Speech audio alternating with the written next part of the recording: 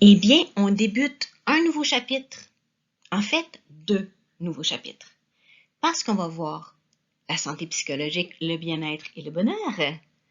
Et on va également voir le diagnostic et les évaluations en psychologie. Le modèle PERMA, eh bien, c'est un modèle psychologique qui essaie d'intégrer différentes perspectives psychologiques pour parler du bien-être psychologique, bien entendu. Il intègre deux dimensions importantes.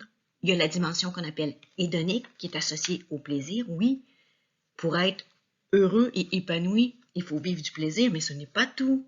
Il faut aussi s'engager dans des choses qui nous font du bien, s'engager auprès des autres et accepter aussi nos limites. C'est magnifique, n'est-ce pas? Ce modèle-là, en fait, PERMA, parce que c'est le nombre de lettres, bon, il a été fait par des anglophones, donc chaque lettre correspond à un titre anglophone. C'est pour ça que on voit que la lettre M, par exemple, sens à la vie, c'est meaning. Donc, tu essaies de le traduire pour faire ton analyse de toi-même, c'est meaning. Et l'autre, ben, le premier P, les émotions positives, ben, ça se dit en anglais, là, des positive emotions. On va le regarder en détail, puis éventuellement, on pourrait essayer de se faire un petit portrait de notre santé émotionnelle, notre bien-être et notre épanouissement. Les émotions positives, bien, c'est très simple. C'est les moments plaisants et agréables de la vie. Ces moments-là sont très individuels, très subjectifs, je vous dirais. Ce qui, moi, me fait plaisir ne vous fait pas nécessairement plaisir. Et tout ce qu'on sait, c'est que quand on accumule des moments plaisants, eh bien, ça a un effet cumulatif qui se répercute à long terme sur notre sentiment de bonheur, si vous voulez. Donc, vous pouvez trouver des moments qui vous font particulièrement plaisir, que ce soit prendre une marche en forêt, faire du ski alpin, lire votre livre de psychologie. Là, je vous vois sourire. OK. Moi, j'aime ça, en tout cas. Moi, c'est des moments qui me donnent beaucoup de plaisir, le plaisir d'apprendre des choses, en tout cas. Donc, c'est cela. Ça peut être à peu près plein d'activités tout aussi différentes les unes des autres que les individus sont différents. On peut avoir des points communs et partager ces moments de plaisir-là, ça aussi, ça a des répercussions sur notre sentiment de bonheur. L'autre point, l'engagement. L'engagement, ben, on parle dans ce cas-là de ce qu'on appelle l'expérience optimale. L'expérience optimale, eh bien, c'est de se sentir pleinement absorbé quand on est en train de faire quelque chose qui nous fait finalement plaisir. On est tellement absorbé par ce que l'on fait qu'on perd la notion du temps. On est vraiment investi dans ça. On le voit beaucoup quand les gens sont en train de développer des habiletés, que ce soit au niveau des arts ou des sports. On est là-dedans, on s'investit à fond et le résultat est positif. C'est pour ça qu'on va parler d'expérience optimale, parce que c'est gratifiant puis ça amène d'excellentes performances en bout de ligne. Plus tu pratiques, je jouerais de la guitare par exemple, au début, ça va être difficile, mais je suis passionnée par cet instrument-là, par le fait de pouvoir en jouer et que je m'investis tous les jours, que ce soit à heure fixe ou au moment où j'ai besoin d'un moment de détente, je m'investis et là, je ne vois vraiment pas le temps passer. Mais je développe des habiletés, puis de fois en fois, je me sens fière de ce que je fais. Donc, c'est ça. C'est cela, l'engagement et qui amène justement à l'expérience optimale. Des relations positives. Bien ça semble évident. Puis quand on dit relations positives, là, ici, mettre dans la définition satisfaction dans les relations interpersonnelles. Tu n'es pas obligé d'avoir des relations positives avec tout le monde, là. Mais les personnes avec qui tu te sens bien, c'est sûr que ce sont des relations positives. Et on a besoin quand même d'un certain nombre de personnes autour de nous. Nos amis intimes, ce sont des relations positives. On peut avoir aussi des relations positives avec des gens qui sont des collaborateurs.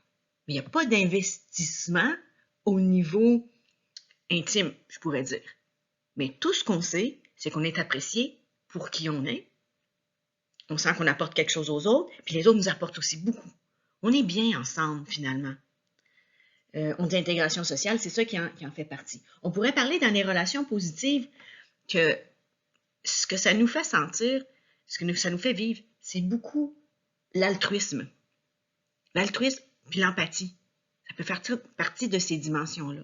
Et puis ces deux dimensions-là, ben, ça apporte aux autres, ça a des effets bénéfiques pour les autres. Si moi, j'aime ça aider quelqu'un, c'est sûr qu'en retour, cette personne-là, elle va vouloir me soutenir aussi ou elle va me remercier. Je vais me gratifier d'avoir pris soin de quelqu'un. Ça va un peu dans ce sens-là. Donc, d'être généreux ou d'être altruiste. L'altruiste, c'est ça, c'est donner sans attente en retour, même si quelque part, je viens de vous dire qu'on s'attend, qu'on va me donner en retour de l'affection. Là, mettons, si je donne de l'affection, je vais avoir de l'affection en retour. L'altruisme parfait, ça n'existe pas. Mais quand même, de se reconnaître comme étant quelqu'un qui est altruiste, ça nous fait du bien. Ça fait du bien aux autres. De se reconnaître comme étant une personne généreuse, ben, ça fait du bien aux autres et puis ça fait du bien à nous. Parce qu'on nous le dit. Faites attention de ne pas confondre avec je donne, puis je réponds oui à tout le monde. Ça, c'est pas une relation positive. Là c'est de l'abus. Tu te fais manipuler. Là. Analysez bien vos relations positives. Pas obligé d'en avoir des tonnes. Puis, tout le monde est différent. Il y en a qui ont besoin de beaucoup de gens autour d'eux. La vie sociale épanouissante pour eux, c'est avoir beaucoup de relations positives légères et peut-être une relation plus intime. Tandis qu'il y en a que les relations autour plus légères ou superficielles, ça ne leur apportera pas du tout d'émotions positives face à ça, face à ces personnes-là. Mais ils vont avoir des amis intimes, très, très intimes, et là, ils vont s'investir beaucoup, beaucoup, beaucoup là-dedans. Chaque personne est différente. Le sens à la vie, le meaning, et puis l'accomplissement sont intimement liés. Sens à la vie, je vous pose cette question-là maintenant. Pour un étudiant qui est en sa première, deuxième année de cégep, c'est difficile parfois de dire que à quoi je sers dans la vie. On est déjà à se découvrir, puis on s'investit justement dans des sphères qui vont nous permettre de définir notre identité. Mais le sens à la vie, trouver une raison qui nous permet de grandir, de à quoi je sers, vers où je m'en vais, et c'est important. Il faut que ça se place à un moment donné dans la vie de la personne. Sinon, si on n'en a pas, ben, la dépression nous guette. Notre santé mentale, notre santé physique aussi peut décliner. Si on n'a pas de but dans la vie, à quoi je sers? Où est-ce que je m'en vais? Quand vous êtes bien défini au niveau de vos choix de carrière, ça fait partie du sens à la vie parce que vous vous projetez déjà dans une activité professionnelle que vous imaginez. Une fois rendu dans l'activité professionnelle que vous imaginez, peut-être que ça ne sera pas tout à fait comme vous voulez. Alors, vous avez à redéfinir ce sens de la vie-là, ce sens professionnel de la vie. Ça peut être plein de choses. Ça peut être plein de choses donner un sens à sa vie. Moi, je peux me dire que moi, c'est l'enseignement. L'enseignement me donne un sens à mes vies. Pourquoi? Ben parce que j'adore apprendre. Puis pour moi, apprendre, c'est nourrissant. Puis en plus, je peux le partager avec des personnes, puis les rendre intéressés par ce qui m'intéresse. Je peux créer chez certains d'entre vous la passion pour la psychologie. Je contribue dans une certaine mesure aussi à votre propre épanouissement, puis à définir votre propre sens de la vie. Hey, c'est une grosse mission, ça, là. Hein? Sens à la vie, ça peut être à travers mes enfants aussi. Mes enfants, bien, j'ai déjà commencé à avoir une descendance. Mais mes enfants, j'aurais transmis des valeurs. Je leur ai proposé un modèle, la façon dont moi je suis, ce qui m'intéresse. Et puis, par imitation, ben, je vois dans ces toutes petites personnes-là qu'ils ont bien intégré ce qui était important pour moi, puis ils ont continué de définir ça avec leur petite touche personnelle. Là. Mais je vois qu'ils sont tous en train de réussir leur vie. J'y ai contribué pareil. Ça donne un sens à ma vie de les savoir heureux, puis de savoir que je les ai bien enlignés. Je ne l'ai pas fait à leur place, mais je les ai bien enlignés dans la vie. Puis je reste là. Ça donne aussi un sens à ma vie, toujours là. Quand eux, ça ne va pas, je suis toujours être là. Donc ça, c'est pour le sens à la vie. Accomplissement, eh bien, c'est important que qu'est-ce qu'on est en train de faire, puis qu'est-ce qu'on va faire dans la vie, qu'on se soit investi quand on parlait d'engagement, puis qu'on réalise des objectifs. On réalise des objectifs, quelque chose qui nous tient à cœur. Justement, ce qui nous engage, puis qu'on perd un peu la notion du temps. Eh bien, si ça pourrait être dans notre travail, c'est bingo, là. C'est ton travail, ce que tu fais, les études lesquelles tu entreprends, vous allez dire, ouais, mais il y a des places que je m'engage pas trop, je me sens moins interpellé. Tu le fais quand même. Parce que pour atteindre ta diplomation, eh bien, il faut que tu réussisses les cours qui sont associés à ça. J'espère juste que dans certains de ces cours-là, tu sens vraiment un engagement par rapport à toi-même, parce que tu vois que ça te touche plus. Certaines matières te touchent plus. Hein? Tu as le droit, hein? Accomplissement, ben, c'est sûr que moi, je réalise, parce que je parle de moi parce que j'ai point de référence. Je réalise que le travail que je fais, les emplois que j'ai faits, ont tous contribué à faire en sorte que je sens que j'ai une vie qui est accomplie. Je suis pas totalement auto-actualisée comme dans la pyramide de Maslow. J'ai encore beaucoup de choses à faire, ça, je suis convaincue. Est-ce que je vais écrire un livre? Est-ce que je vais me lancer dans quelque chose qui est de l'ordre de l'art que je n'ai pas eu le temps encore d'exploiter? Je vais avoir un message à passer? J'en ai aucune idée. Tout ce que je sais, c'est que présentement, je m'investis à fond dans ce que je fais, puis je prends soin de moi. Fait que ça, c'est pas mal l'accomplissement. Petite partie, ça s'en vient, là. Auto-actualisation de soi. C'est le moment de l'exercice. Je vous avais pas gâté d'exercice le diaporama précédent. Maintenant, je vais essayer de vous en proposer d'autres. Les photos que j'ai mis là, eh bien, j'aimerais ça que vous puissiez définir dans quelle mesure, pour chacune des lettres du modèle, à quoi l'image pourrait correspondre. Allez-y de votre créativité. Pourquoi émotion positive sur la première photo, engagement, relation positive, sens à la vie, accomplissement. Moi, j'essaie de les illustrer avec mon image à moi de ce que ça pouvait être. Mais décrivez-moi ce que vous y voyez.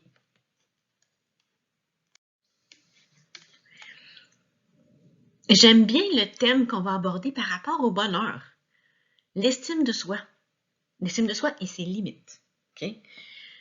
On a remarqué, puis on peut pas le nier, dans beaucoup de problèmes de santé mentale, l'estime de soi est en cause. En fait, la faible estime de soi. On a juste à penser aux dépressions. C'est lié à ça. L'anorexie est liée aussi à l'image de soi, puis à l'estime de soi, la confiance en soi. Ça va pas bien. Et différents troubles de la personnalité aussi.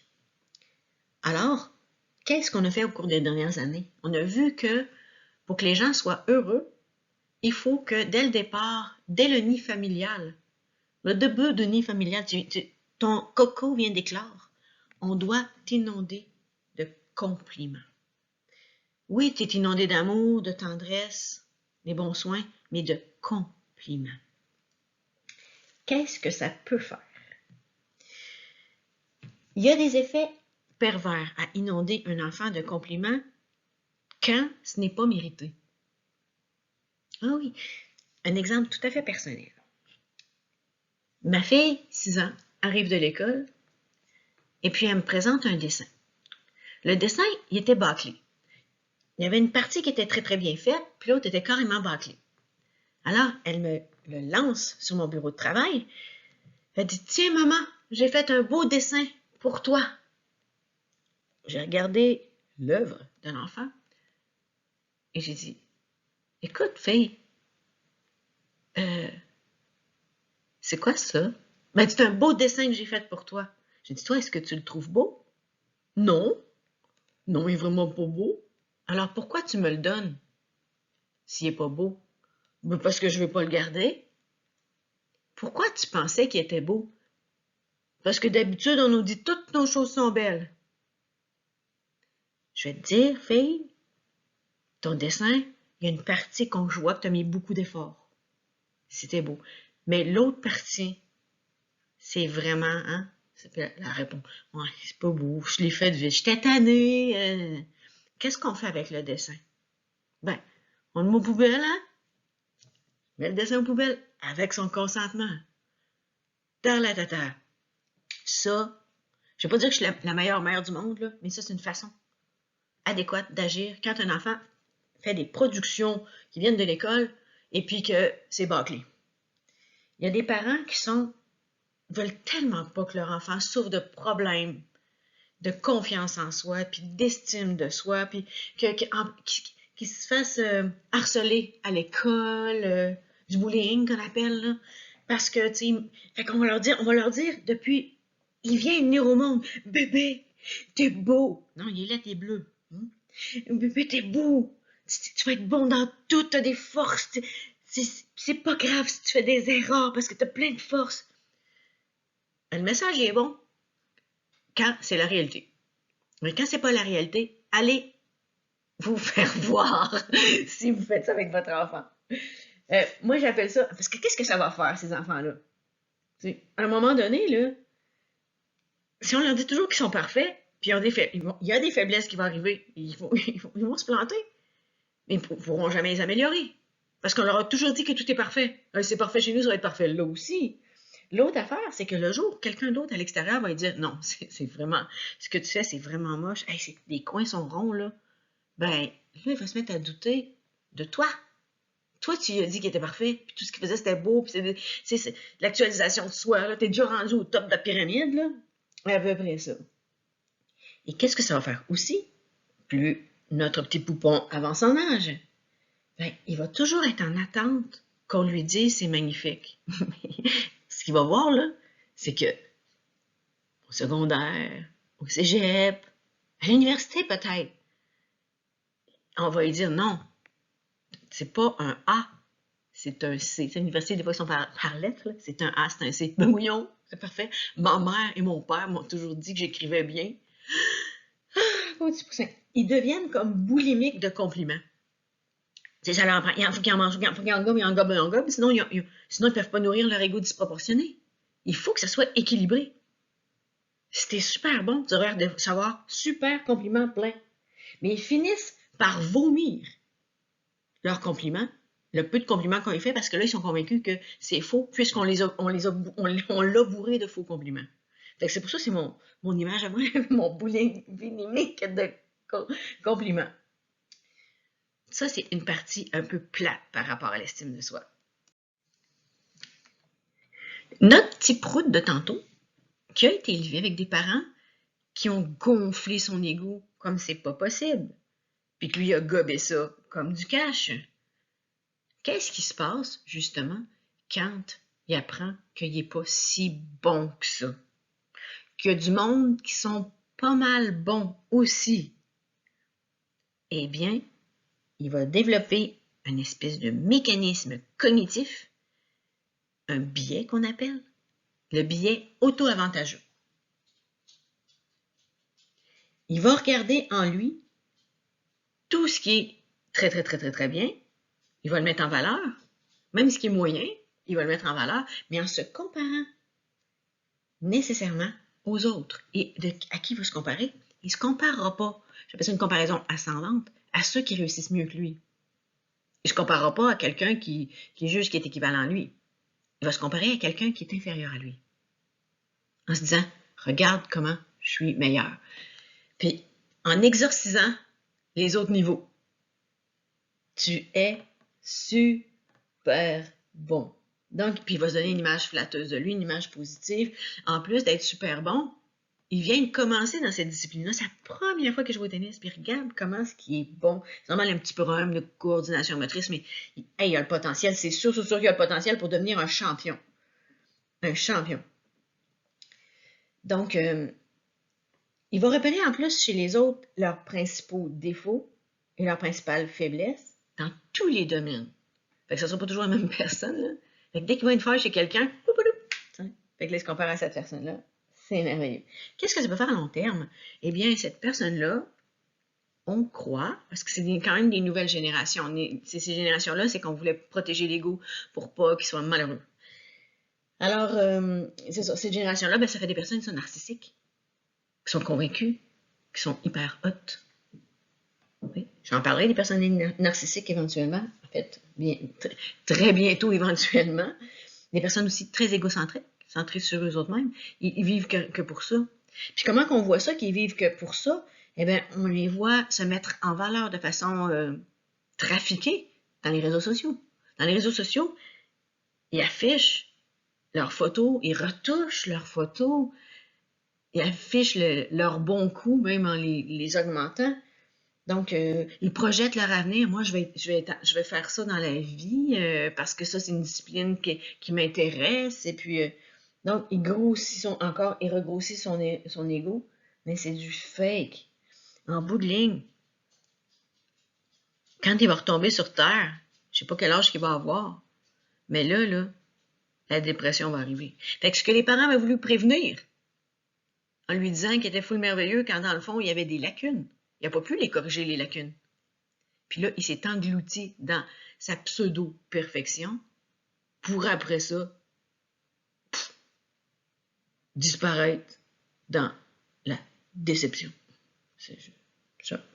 Un peu ça. Hein. Le narcissisme, derrière, je vous ai mis la photo, le mythe de Narcisse, il se regardait il n'y a pas de miroir à cette époque-là, il se regardait dans un puits, puis il trouvait que son image était tellement belle, il a passé des heures et des heures à se regarder dans le puits, regardez comment je me trouve beau, que il s'est endormi, il est tombé dedans, puis il s'est noyé. Ben, c'est un peu ça. Ils se noient dans leurs mensonges, dans leurs croyances. Ça fait des personnes qui finissent par devenir déprimées et ils ont après ça une faible estime d'eux autres mêmes. Ouais. Non, c'est vraiment pas une bonne idée. J'aime bien la petite citation qu'ils ont mis au-dessus de Snoopy puis de Charlie Brown. Un égoïste, c'est quelqu'un qui ne pense pas à moi. Donc, ce que ça nous dit, c'est que lui, il est narcissique.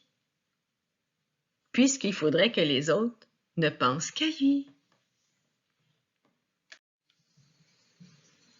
Dans le fond, là, pour éviter des égos disproportionnés, ce qu'on devrait faire, c'est développer de la compassion face à nous-mêmes. Oui, la compassion, c'est quoi? C'est quand quelqu'un y arrive quelque chose de difficile, tu es là et tu dis, c'est triste, mais c'est pas si grave que ça. Je suis avec toi. C'est pas un drame. N'aie pas peur, je suis là. C'est ça de la compassion envers quelqu'un. Puis l'empathie, c'est quoi? Se mettre à la place de l'autre. Donc, je comprends ce que tu vis. Et je trouve que c'est très humain ce que tu vis. Très normal. C'est pas si grave que ça. Un peu dans ce sens-là. Là. Je le remets dans le contexte de ma fille qui m'arrive avec son dessin. Je ne vais pas dire que j'ai nécessairement fait de l'autocompassion, mais un petit peu. Il me manquait un petit bout. Puis le petit bout, c'était de lui dire que c'est pas grave. Et pas c'est pas grave le dessin. C'est que c'est pas grave qu'elle ait pensé qu'en m'offrant le dessin, j'allais pas répondre ce qu'elle s'attendait. C'est plus ça. Le petit bout de message qui manquait. Dans le fond. Pour que les prochaines fois qu'elle fait quelque chose, elle fait au mieux et qu'elle soit fière de m'offrir quelque chose en sachant que là, je vais honnêtement lui dire merci. C'est beau qu'est-ce que tu t'as fait. Alors, il y a, tu sais, ce petit bout-là, en fait, il y a un chercheur qui, lui, a bâti un modèle où est-ce qu'il y a plusieurs dimensions. Il appelle ça l'échelle d'autocompassion de Neff. Il y a 3 dimensions là-dedans. Il y en a une qui va toucher la bienveillance, une qui va toucher la condition humaine et l'autre va toucher la présence attentive. Ça, je le prends dans votre volume. D'ailleurs, vous avez le tableau auquel on peut se référer, ce qu'on va regarder bientôt. Le petit exemple que je vous ai mis là, Gaston Lagaffe, j'espère qu'il y a beaucoup d'autocompassion pour lui parce que c'est vrai qu'il se retrouve tout le temps, mais tout le temps, dans des situations embarrassantes. Il faut qu'il se pardonne, c'est un peu ça. Là, j'ai besoin de vous autres. C'est un exemple personnel. Et j'aimerais que vous m'aidiez à avoir de l'autocompassion pour moi à partir de maintenant. Parce que là, c'est plus la dimension opposée de l'autoflagellation. C'est comique quand même.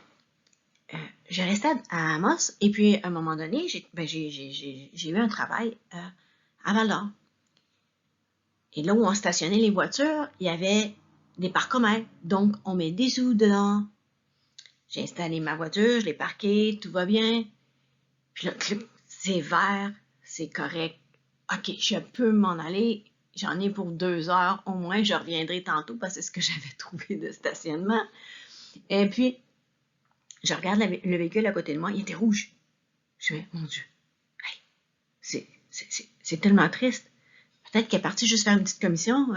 Peut-être pas partie même pas pour 2 heures, avoir une étiquette. Puis en plus, quand ça m'a passé par la tête, j'ai vu le petit bonhomme vert. En fait, le petit bonhomme bleu. Le petit bonhomme bleu, qui était une petite bonne femme bleue, que je trouvais que c'était une petite bonne femme verte, avec l'étiquette. Elle s'en vient vers moi. Je me dépêche, j'ouvre ma sacoche, je prends les 25 sous, clic, je remplis ça pour que ça fasse au moins 2 heures. Je tourne la clé, clic. Là, la dame, elle s'en vient comme un peu enragée, comme un bonhomme vert. Madame, oui? Qu'est-ce que vous avez fait là? Ben, je dis, je viens de remplir un parcomètre. Est-ce que c'est votre voiture? Non, c'est la voiture d'une amie. Elle a oublié d'en mettre. On doit se rencontrer bientôt. C'est parce que, madame, cette voiture-là, il y a une vignette dans la vitre. Ça veut dire qu'elle a payé son stationnement pour au moins 4 mois. Bonne journée. Vous vous imaginez? Elle me dit ça. Moi, là, en voulant bien faire, j'ai menti. En voulant bien faire, j'ai mal fait. Puis là, je vis avec ça. Puis finalement, c'est la ville de Val-d'Or qui a ramassé mon argent. Pareil. Alors, le jugement négatif que j'ai par rapport à moi-même, eh bien, je veux que vous m'aidiez à le changer. Je trouve que dans cette situation-là, ben, j'ai pas vraiment pensé à quelqu'un d'autre. J'ai pensé à faire chier le bonhomme vert. Pas une femme verte. Finalement, c'était juste pour lui montrer que, regarde, c'est pas vrai que tu vas mettre une étiquette à quelqu'un. Parce que finalement, la personne, j'aurais jamais su s'il avait pas eu sa vignette, là. Non. Et puis, donc, là, je me dis de faire ça, c'est-tu en dedans de moi? Puis c'est vrai que des fois, j'aime ça faire chier le monde. En tout cas, dans cette situation-là, je me trouve vraiment une mauvaise personne. Honte et isolement, ben, j'ai menti totalement. Elle voit bien que j'ai menti parce que si c'était mon amie, elle n'aurait pas de vignette. Je me suis plus jamais stationnée à cet endroit-là, c'est ça, je veux pas croiser le bonhomme vert, là. Je ne voulais pas, tu sais, j'y pense comme si ça allait m'arriver encore. Donc, ouais, je me dis que à partir de maintenant, c'est sûr que je regarde plus les vignettes. J'essaye plus de penser que je vais aider, ou plutôt pas penser que je vais aider, de ne pas provoquer un bonhomme vert. Voilà. Alors, c'est pas bien. Suridentification ou évitement. Ah ben c'est ça, je vais me retrouver là-dedans, là, c'est ça. Je m'isole pas, là. Moi, j'ai honte. L'étape d'avant, j'ai honte parce que on fait pas ça. J'aurais dû y dire ouvertement, je vous vois arriver, mais j'ai pas été capable. Suridentification et évitement, eh ben, ils me disent quoi? Se suridentifier à ses pensées, à ses émotions. Ben oui. Je me trouve tellement hypocrite. C'est tellement hypocrite. Puis c'est mesquin. Puis c'est, je sais pas. En tout cas, ça, c'est le petit événement de ma vie qui est anodin, mais qui est très humiliant. Alors, j'aimerais que vous m'aidiez à travailler sur les volets qui touchent l'autocompassion. La bienveillance envers soi-même, la reconnaissance de mon humanité et la présence attentive ou pleine conscience. On fait ça quand on se voit en virtuel. Merci. Aidez-moi, aidez-moi. Ça serait le fun que ça disparaisse de ma tête. Sur une note plus positive, je vous invite à venir avec moi voir ce qui se passe dans mon bureau avec mes patients.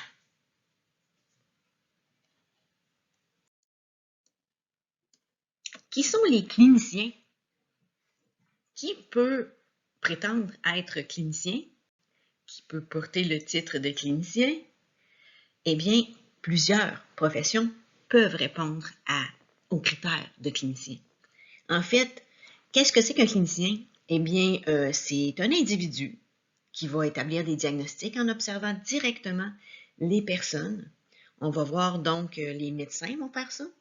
Les psychiatres, on va les considérer comme des cliniciens, les psychologues. Mais il y a aussi d'autres professions, comme les sexologues, les conseillers en orientation, les infirmières. Tous ces individus-là, cependant, doivent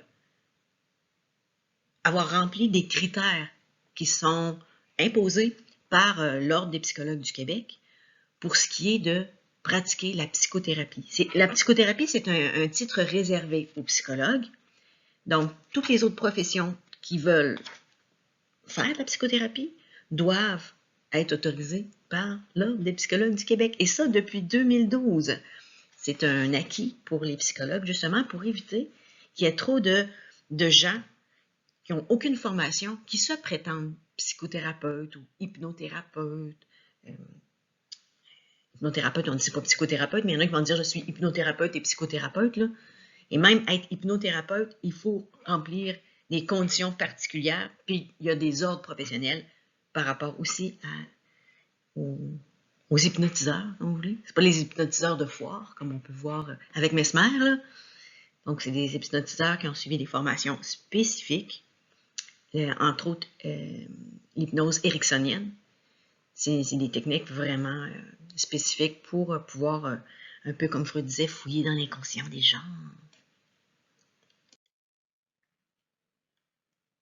Quand on parle de clinique, ben, on pense aussi à des lieux spécifiques où vont se faire les rencontres en tête-à-tête avec le professionnel de la santé qui est le clinicien.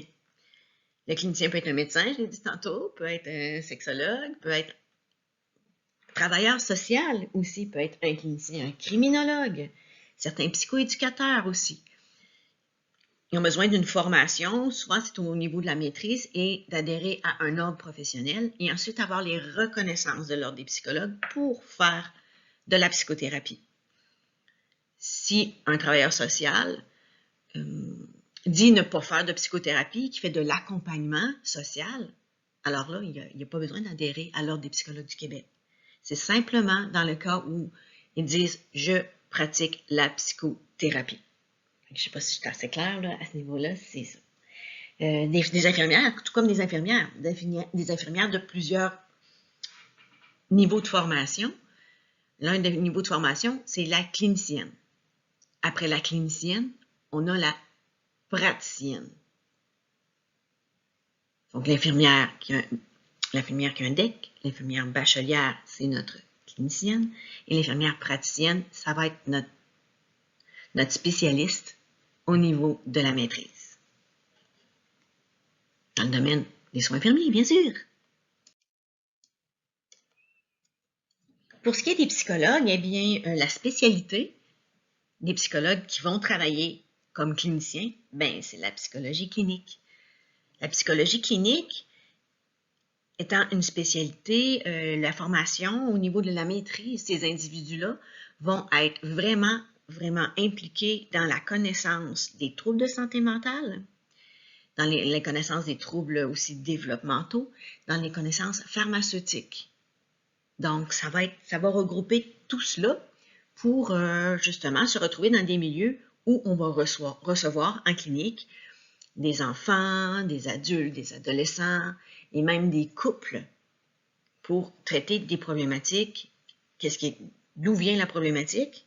On va chercher, probablement décrire qu'est-ce qu'est la problématique, voir d'où vient la problématique et proposer des pistes de réflexion ou éventuellement de solutions, des recommandations aux clients. Donc, ça, c'est la job du psychologue clinicien. Il y a d'autres types de psychologues, mais qui n'agiront pas de cette façon-là. On pense aux psychologues des chercheurs. Les chercheurs vont faire les bases pour peut-être développer des approches, des modèles d'intervention en psychologie dans leur programme de recherche, mais n'interviendront pas directement auprès des gens. Ça va être vraiment notre clinicien qui va appliquer ces nouvelles connaissances-là. Les psychologues En médecine psycholégale, c'est pas la même chose que le clinicien. Ils peuvent travailler en collaboration. Le psychologue industriel, ça n'a pas rapport avec la psychologie clinique. Mais ça ne veut pas dire qu'il ne va pas travailler avec un clinicien pour aider une personne qui éprouve des difficultés de fonctionnement au travail. Ça va être notre clinicien. Le psychologue industriel, lui, va travailler plus au niveau des conflits qu'il peut y avoir entre l'administration, entre le syndicat, entre les employés, trouver une meilleure gestion humaine dans l'entreprise. Vous voyez un petit peu les distinctions. On se spécialise. Je vous parlais d'infirmière tout à l'heure. L'infirmière praticienne qui détient une maîtrise, c'est une infirmière praticienne spécialisée. Plusieurs domaines, il y a des infirmières praticiennes spécialisées en psychiatrie. Donc, elles, on va les voir dans les milieux cliniques. Elles vont intervenir, avec la diplomation qu'elles ont, peuvent adhérer à l'Ordre des psychologues du Québec pour faire de la psychothérapie. Donc, il y a quelques portes d'entrée pour vraiment déterminer est-ce que tu peux faire de la psychothérapie. On y tient. Les psychologues tiennent vraiment à leur affaire. Là. Ils sont battus longtemps pour ça. Fait ils gardent leur droit exclusif de faire de la psychothérapie. Ils ouvrent la porte à quelques personnes. Maintenant, vous voulez savoir comment ça se passe quand on arrive chez le psychologue. Comment on arrive, premièrement? Ça peut être par une référence. Votre médecin de famille, vous êtes allé le consulter parce que ça ne filait pas ces derniers temps. Vous avez des problèmes d'insomnie, ou des problèmes au niveau de vos relations interpersonnelles, ou quand ça a des changements dans vos humeurs, différents types de changements, perte de poids. Tu dis, bon, je vais aller voir mon médecin, là, il prend ton poids, tout ça, t'explique un peu qu'est-ce qui se passe, puis là, il va te diriger vers le psychologue. Parfois, il peut même diriger vers le psychiatre, dépendamment de la problématique. Plus la problématique est sévère, il y a des chances que ce soit le psychiatre qui fasse l'évaluation. Mais le psychologue est habitué à faire une évaluation clinique, bien sûr, et à poser un diagnostic. Mais ça ne se fait pas bang d'un coup. La première entrevue que vous allez avoir chez le psychologue, c'est là qu'on va recueillir des éléments qui font partie de l'entrevue clinique. On va recueillir des observations qui vont nous permettre de déterminer l'état mental dans lequel tu te trouves pour éventuellement proposer un plan de traitement. C'est à peu près ça qu'on va retrouver là-dedans. Ce qui est important pour que ça fonctionne bien avec le psychologue, c'est que tu le considères comme ton psychologue. Vous savez, on est fort là-dessus, nous, au Québec. On a notre coiffeuse, notre vendeuse de magasin, on a notre épicier. On a tout, on dirait que les gens nous appartiennent. C'est ça, notre médecin, notre infirmière, notre. Ben, ton psychologue, pour que tu le considères comme ton psychologue, il faut qu'il se crée ce qu'on appelle une alliance thérapeutique. Qu'est-ce que c'est? Ben, c'est le lien de confiance. Que le patient, je vais l'appeler patient, mais en fait, on les appelle des clients. Le patient-client qui se sente à l'aise de se dévoiler. Parce qu'il est là pour ça. Il faut qu'il dise tout ce qui lui préoccupe, tous les éléments importants à partir desquels le psychologue va pouvoir poser un jugement puis pouvoir bien l'orienter dans les traitements possibles. Justement, développer son plan de traitement. Alors, cette alliance thérapeutique-là, elle va se faire de part et d'autre. Le psychologue doit aussi avoir confiance que le patient veut vraiment se faire aider et le patient, lui, doit vraiment se sentir à l'aise avec cette personne-là. C'est pour ça que si vous vous retrouvez dans une situation où est-ce que vous consultez un psychologue et vous sentez que le courant passe pas, c'est possible. Vous sentez qu'il ne vous comprend pas, malgré le fait que vous dévoilez bien, ou au contraire, vous avez de la difficulté à vous dévoiler, il vous rend mal à l'aise. Pas parce que c'est un mauvais psychologue, c'est parce que cette personne-là, un peu comme dans la vie, on ne s'entend pas avec tout le monde. Ce que cette personne-là dégage, la façon dont il fonctionne ou ce qu'il te propose comme travail à faire avec toi, ça ne correspond pas à toi. À ce moment-là, eh bien, change, va en trouver un autre. Regarde pour une autre personne jusqu'à ce que l'alliance thérapeutique se fasse. C'est extrêmement important. Je peux vous donner un exemple de problème d'alliance thérapeutique. En fait, ça m'est arrivé il y a quelques années. Une dame s'est présentée à mon bureau et puis pendant 1 heure, elle me contait sa vie avec des choses abracadabrantes, des abus sexuels, de la consommation d'alcool alors qu'elle n'était qu'enfant, la grosse patente, OK? Je l'écoute, parce qu'on prend des notes la première rencontre, souvent on prend des notes, les rencontres subséquentes, on prend les notes après la rencontre. prends quelques notes pour faire, je vais vous en parler plus tard, l'anamnèse, établir le dossier, le début de dossier, tu sais, les notes au dossier. Donc, elle me raconte plein de choses. Je prends mes petites notes. À la fin de la rencontre, je dis, bon, moi, j'aimerais qu'on se revoie la semaine prochaine. Si ça vous convient, je dis, il y a beaucoup de travail à faire rapidement. J'ai l'impression que vous avez beaucoup de choses à ventiler. Puis, à part à rire, mais un rire, là, un rire sadique, là, un peu, là. J'ai dit, il y a quelque chose qui vous fait rire? Elle dit, ben oui, elle dit, t'es vraiment pas bonne. Pardon? T'es vraiment pas bonne. Ça fait 1 heure que je te bullshit. Tu t'en es même pas rendu compte. Voyons, les psychologues doivent être capables de deviner ça. Quelqu'un leur dit des mensonges. En fait, elle a dit des menteries, là. Je sais pas, là. Des mensonges. J'ai pris sur moi-même et je lui ai dit, écoutez, madame, j'ai dit, les psychologues n'ont pas des yeux à rayon X. Ils ne peuvent pas deviner ce que vous vivez. Moi, j'ai pris pour acquis que vous me disiez la vérité parce que je voulais sincèrement vous aider. Tout ce qui est arrivé aujourd'hui, c'est que j'ai perdu 1 heure de mon précieux temps que j'aurais pu offrir à quelqu'un d'authentique, puis vous venez de perdre 90 $. Alors, je vous souhaite bonne chance pour vos prochains rendez-vous.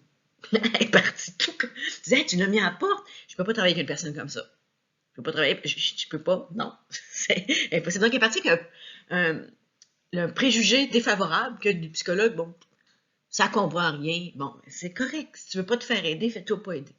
Il faut, pour qu'il y ait une bonne alliance thérapeutique, que vous ayez confiance et que vous n'ayez pas peur de vous dévoiler. Peu importe la problématique qui vous amène. Vous êtes tourmenté par quelque chose que vous jugez qui n'est pas normal, parce que des fois, c'est ça, là. Mais le psychologue est là pour vous écouter. Puis si ça ne fait pas partie de ses ressources, il ne connaît pas ce type de problématique-là, j'en avais parlé, moi, je ne travaille pas avec toutes les problématiques. Les enfants, j'ai beau avoir eu plusieurs enfants, je ne suis pas psychologue spécialisée dans les troubles infantiles. Je sais qu'est-ce qui est l'autisme, je sais ce qu'est le TDAH, parce que ça apparaît souvent durant l'enfance. J'en sais quelque chose, mais je n'ai pas les techniques, les habiletés pour intervenir avec les enfants. C'est souvent à travers le jeu. Je n'ai pas été formée là-dedans. C'est un peu ça. Donc, si ça l'arrive, le psychologue va vous le dire, va vous dire, je préférais te référer à tel autre psychologue qui est spécialisé dans la problématique que tu m'as nommée. Au moins, tu t'es dévoilé. Donc, l'alliance thérapeutique, très importante. On va passer à la diapositive suivante où on parle de ce qu'on appelle l'anamnèse. La petite image qui est là, c'est pour vous montrer à quel point ça peut être sinueux, le processus, pour se rendre dans le bureau d'un professionnel de la santé qui va nous faire une évaluation clinique. Je vais vous demander quelque chose. Selon vous, qu'est-ce qui peut être au départ la problématique d'une personne, les hauts et les bas, ou en tout cas, le début sinueux qui puisse l'amener à aller s'asseoir dans le bureau d'un professionnel de la santé mentale? Qui va le guider là-dedans? Qui va être des points de référence? Par où qu'on passe, boulot, poteau? Puis qu'est-ce qui est l'indicateur qu'on doit se rendre jusqu'à l'île flottante?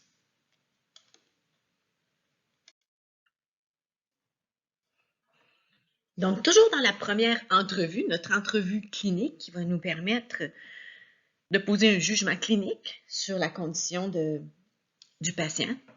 Je dis patient, je dis toujours patient-client. Patient, OK, c'est clair. Ça fonctionne bien avec patient. Je vais prendre vos coordonnées. Adresse, numéro de téléphone, votre email. Aujourd'hui, on a ça, bien sûr.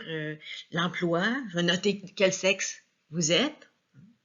Indéterminé. Je vais cocher indéterminé. Oui. Médecin de famille. Surtout si vous avez eu cette référence-là par votre médecin de famille, mais c'est important parce que si j'ai à communiquer avec cette personne-là, je vais même vous faire signer une autorisation de communication avec d'autres professionnels de la santé avec lesquels vous travaillez. C'est très aidant de travailler en collaboration avec d'autres professionnels de la santé.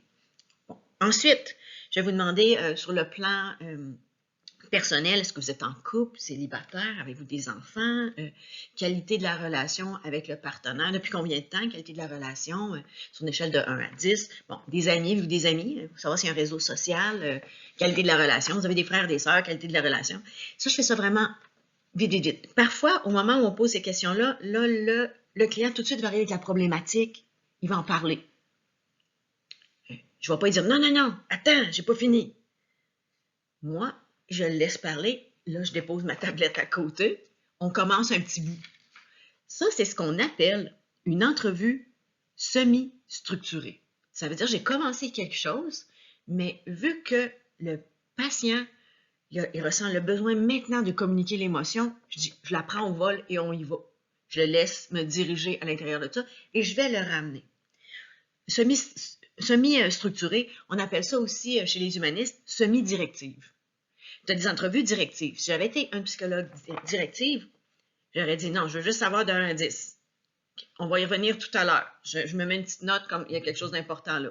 Mais j'allais dire, je complète tout mon dossier. Après ça, je vais choisir. Moi, comme psychologue, je vais choisir quel élément. Vous avez souligné que ça, c'est le plus important. Je vais partir de ça, puis on va commencer avec ça.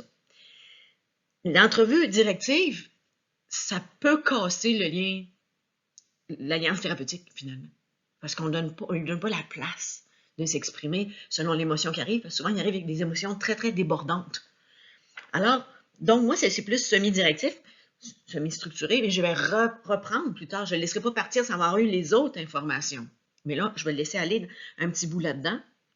Et puis après ça, je vais compléter. Ça peut être à la fin de la rencontre, après que j'ai vu que...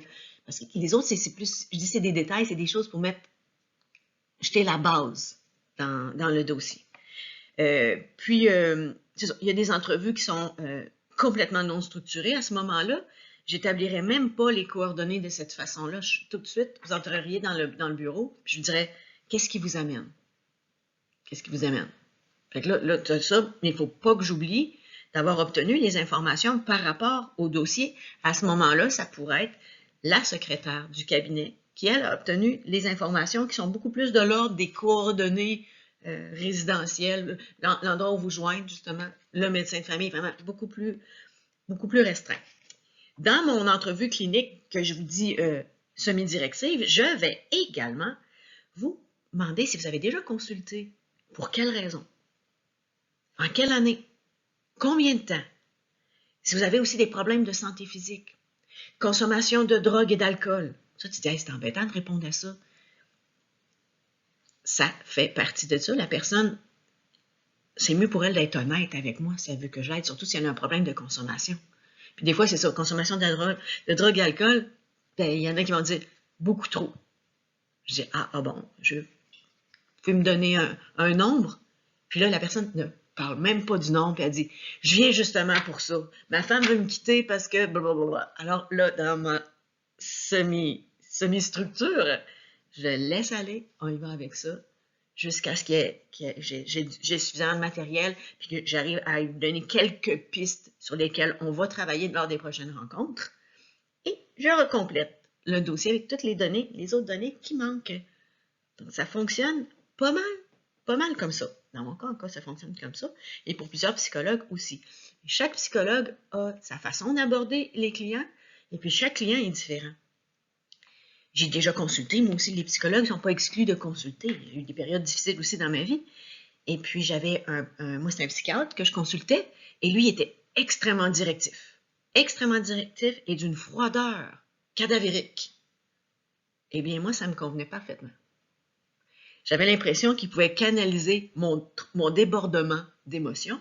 Il était très à l'écoute, plutôt silencieux parce que je suis très verbomotrice, c'est correct. Quand il disait quelque chose, ça me rentrait dedans le solide, puis je faisais ce qu'il avait soulevé, là, me donner des pistes de réflexion ou des pistes de travail, ben je le faisais.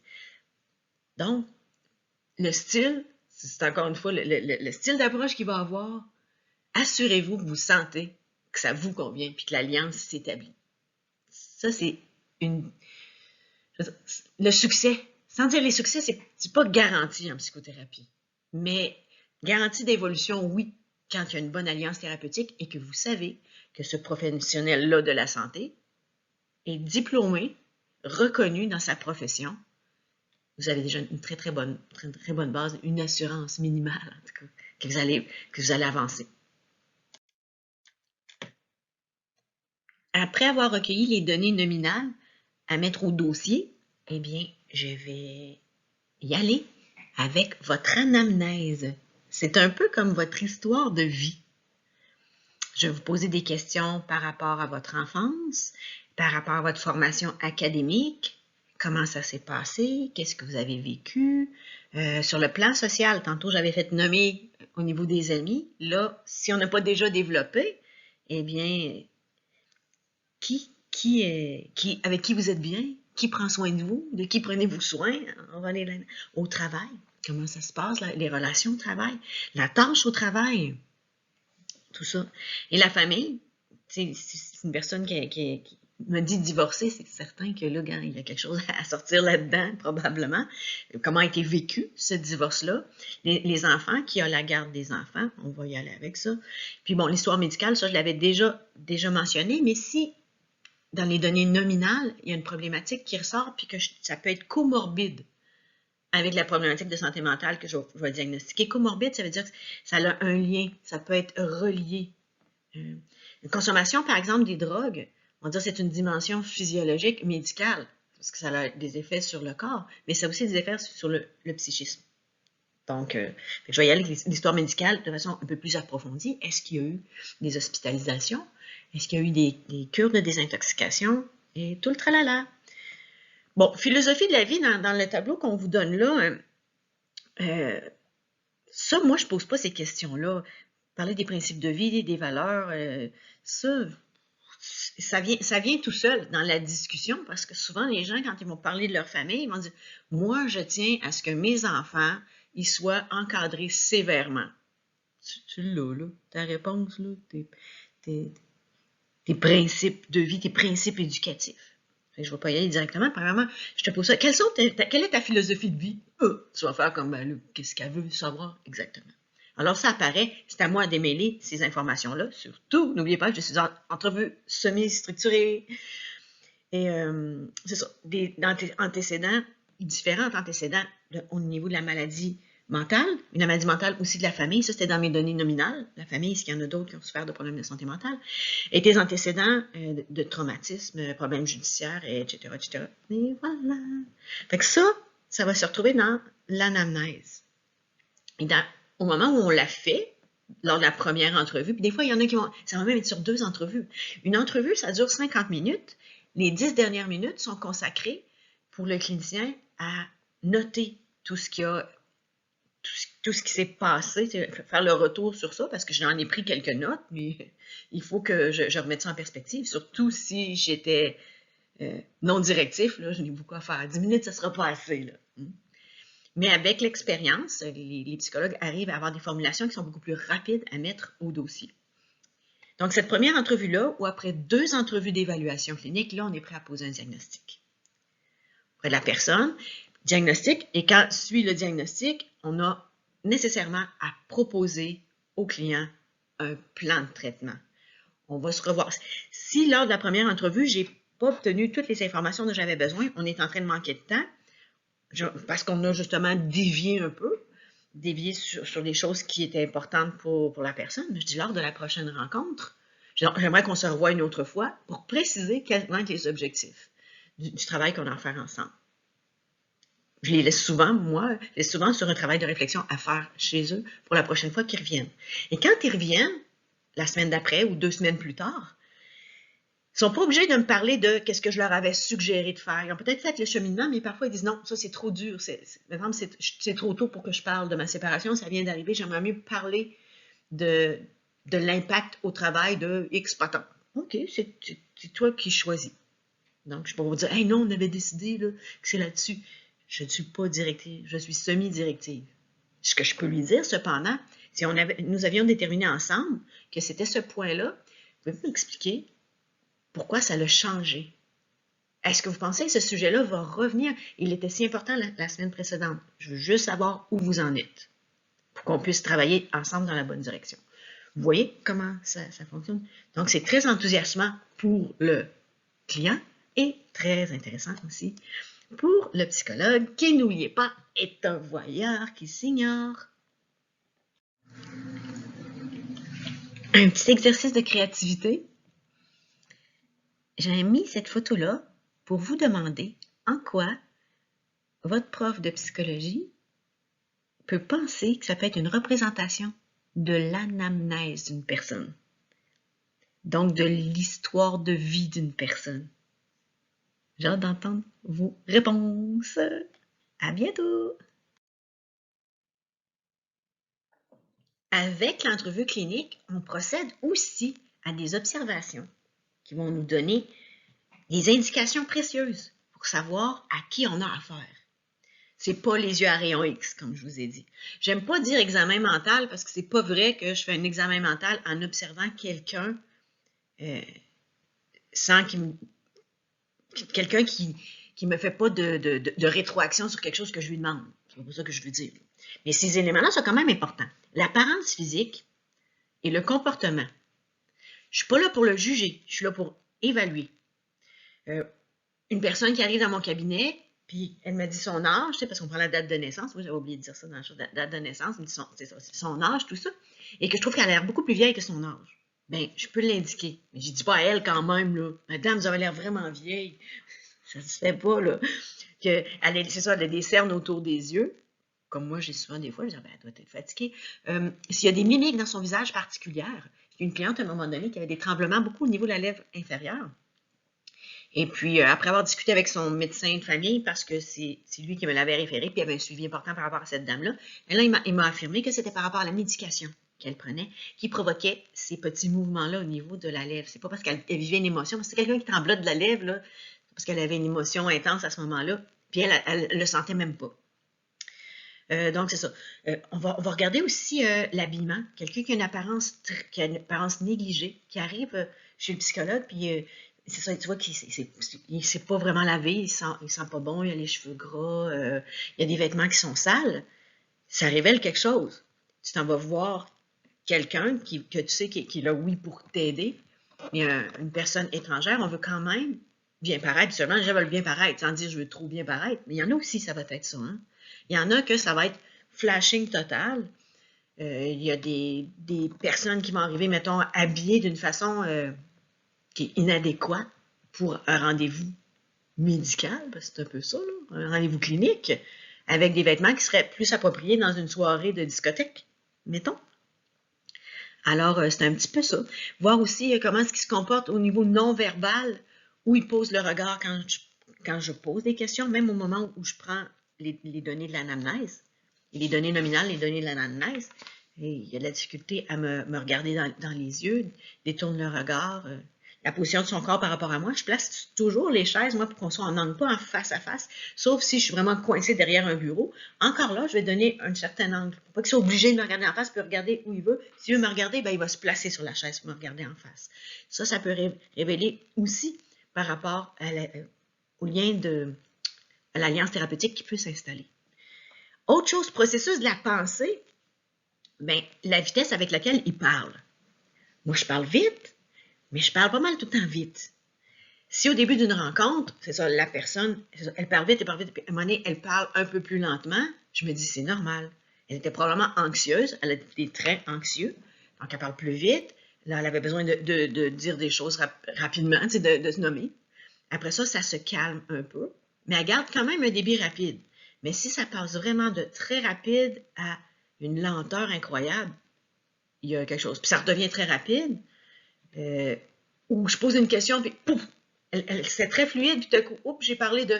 Et ton père, lui, c'est mort, détourne du regard, il n'y a plus rien. Je suis comme, OK, il y a quelque chose, elle se retient par rapport à cette information-là. Il va aussi falloir que je la soulève, mais là, ça c'est juste dans la partie, je vous dirais, de l'observation. Je peux soulever maintenant ou plus tard.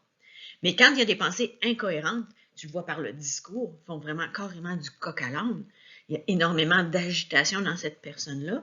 Puis si elle a des idées à travers de ça qui sont des idées délirantes, de persécution ou peu importe, là, sur le coup, je ne peux pas dire idées délirantes.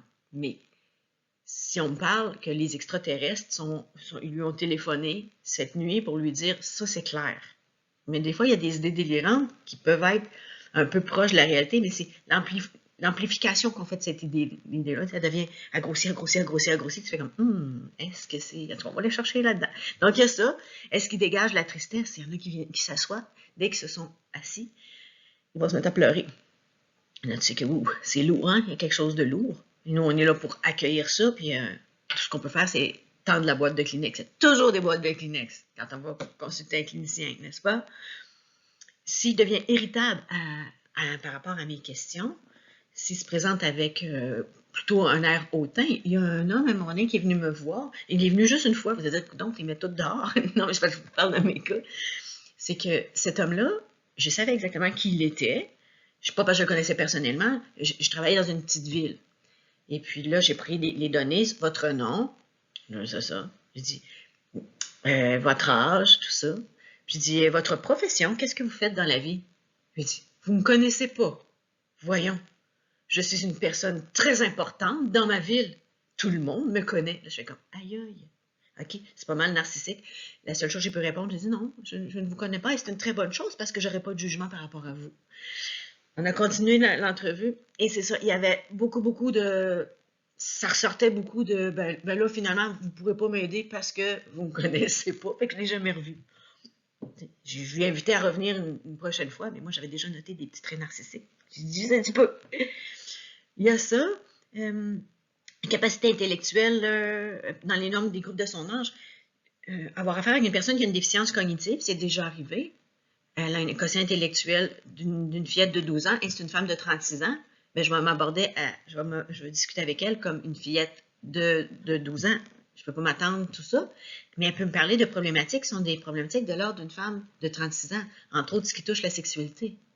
Sa libido, elle est là, mais la capacité de comprendre le consentement, justement, il n'est peut-être pas là. Donc, ça, c'est... Je vais voir bon, où elle se situe par rapport à son âge chronologique. L'autre affaire, sensibilité, on a marqué conscience du temps et des lieux, de soi, des autres, du milieu de vie. Okay. Il faut que je sois un peu... Conscience du temps, ça, la question va se poser souvent, l'orientation dans le temps pour savoir si la personne, elle n'a pas eu comme des blackouts, mais moi, je ne la pose pas, la question. Je ne m'en demande pas, savez-vous quel jour qu'on est? Quelle date on est? Parce que, pour moi, qui est clinicienne, qui travaillerait tous les jours, je saurais exactement quelle date on est. Si on est le 12 mars 2020, je sais qu'hier, c'était le 11, puis demain, ça va être le 13. Je l'écris tous les jours.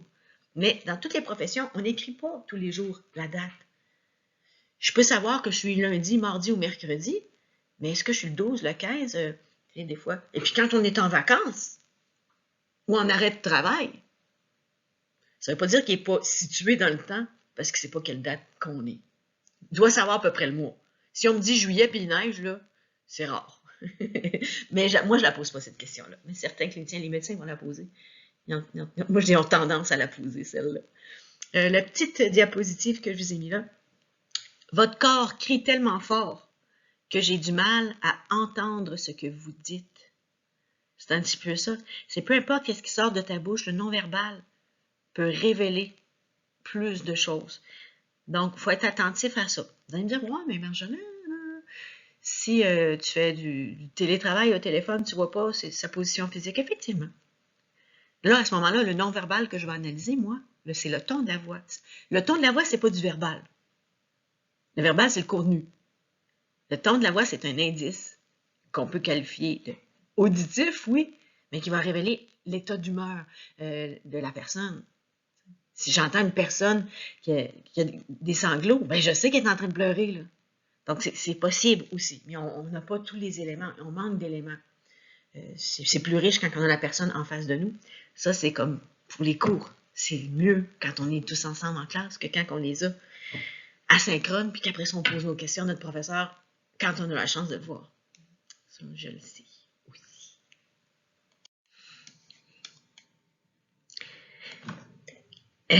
L'exemple qui est mis là, le tableau qui est mis là, ça fait référence au cas de Marie. Marie, elle est à la page 117 de votre volume, mais son histoire est à la page 115. Comme il y a beaucoup de monde imparfait dans le monde, ils ont oublié de nous décrire dans le cas de Marie beaucoup d'informations qui vont en fonction de leur analyse. En tout cas, lisez le cas de Marie, c'est faites pas ce que Marie a fait, vous venez de vous séparer, prenez pas une brosse à vodka, Vous allez vous ramasser à l'hôpital. C'est bref, une petite histoire. Vite, vite, vite. Ça va juste vous faire du bien. Vous allez vous sentir tellement... Des fois, là, quand on se compare, ça fait du bien. Quand on se regarde, on se désole, c'est ça? Quand on se compare, on se console. Comparez-vous à Marie.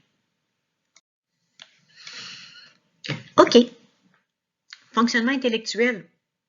Ça fait partie des observations que le psychologue doit faire quand il est en présence de son client.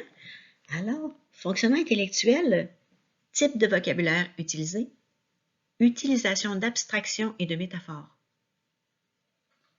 Dites-moi donc, en quoi cela peut-il me donner un indicateur sur le plan du fonctionnement intellectuel?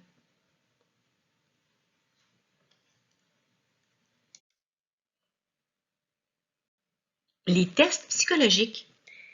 Il m'est souvent posé la question, dans ton évaluation, est-ce que tu vas me passer des tests? Eh bien, moi, je vous dis que rarement. Rarement. Tous les psychologues sont habilités à passer des tests, mais doivent suivre des formations. En conséquence, ça veut donc dire que si moi, je juge que je ne suis pas apte, par exemple, le test du Rorschach, je n'ai pas suivi la formation, eh bien, je ne vais pas vous le passer, le test du Rorschach. Je vais vous passer un autre type de test de personnalité auquel je suis habilitée.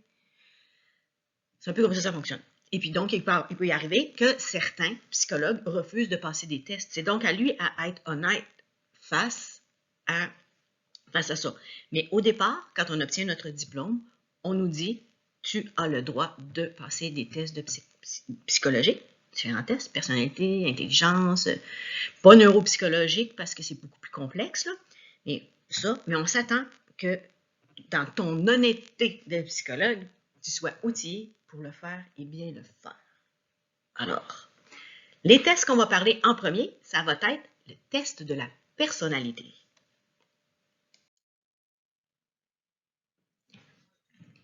La psychométrie, c'est une science qui repose sur la recherche scientifique d'informations pour nous permettre de bâtir les fameux tests psychologiques.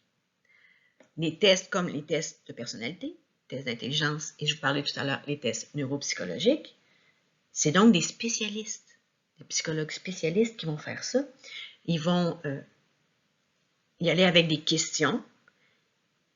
Ils vont y aller parfois aussi avec des images. Ils peuvent y aller avec des séquences de reconnaissance d'images, des calculs. Il y a plein de façons de le faire, ces tests-là. Des fois, des échelles de 1 à 7, des choix multiples. Ces tests-là sont bâtis sur une grosse population. En fait, un gros échantillon tiré de la population. Puis, ce qu'il faut qu'on fasse, il faut qu'on les standardise.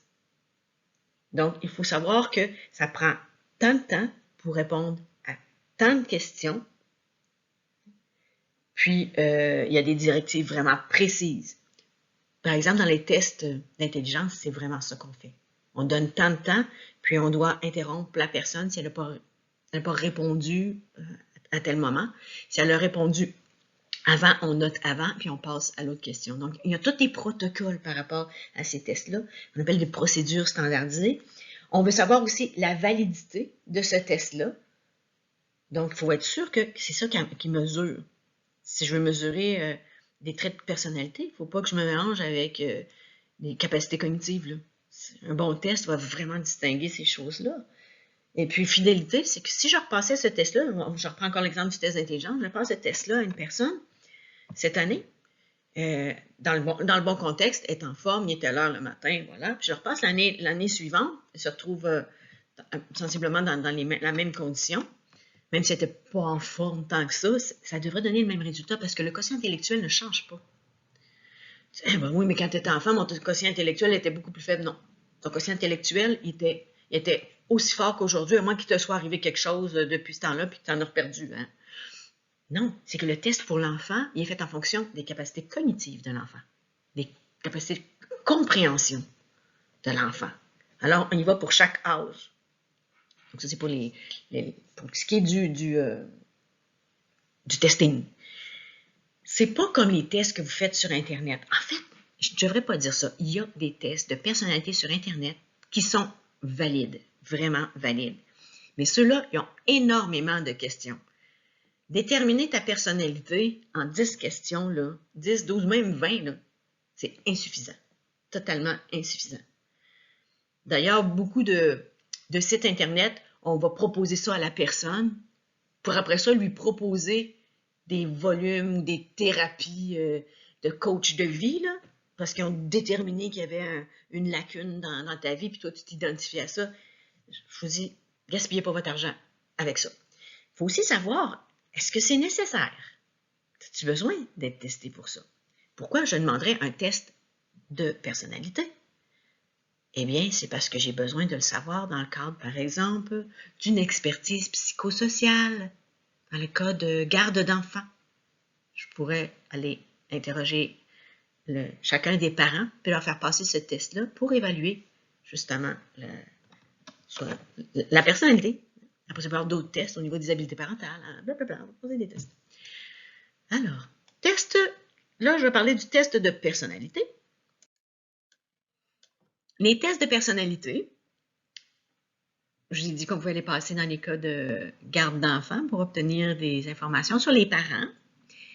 On peut aussi s'en servir dans les cas psycholégaux, où quelqu'un aurait commis un délit, puis on veut savoir quels sont les traits de sa personnalité, s'il y en a qui pourraient être en cause, en plus des évaluations psychiatriques qui vont accompagner la démarche. C'est assez complexe dans ces cas-là.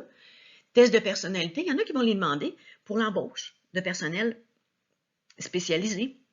Ça peut être des personnels qui vont avoir des fonctions où ils ont beaucoup de responsabilités humaines. Ça peut être dans le cadre des fonctions dans l'armée, des fonctions dans la médecine aussi, des fonctions particulières où est-ce qu'on veut vraiment savoir quelles sont les ressources, le potentiel de cette personne-là sur le plan de la personnalité, ses forces et il ne faut pas dire ses faiblesses, ses fragilités. 2 types de tests, vraiment différents. Le premier, les tests qu'on appelle projectifs. Projectifs, puis on a les tests objectifs, je vais vous en parler. Objectif, c'est clair. On mesure ça avec des questions claires. Tu réponds, Ben, les tests que je vous fais faire, tu remplis plein de questions, là, des tests, des examens comme ça, des examens objectifs, c'est que tu choisis dans la liste telle affaire, qu'est-ce qui correspond. Tandis que les tests projectifs, eux autres, c'est beaucoup plus subjectif. On te propose des images, puis on te demande qu'est-ce que tu vois dans cette image.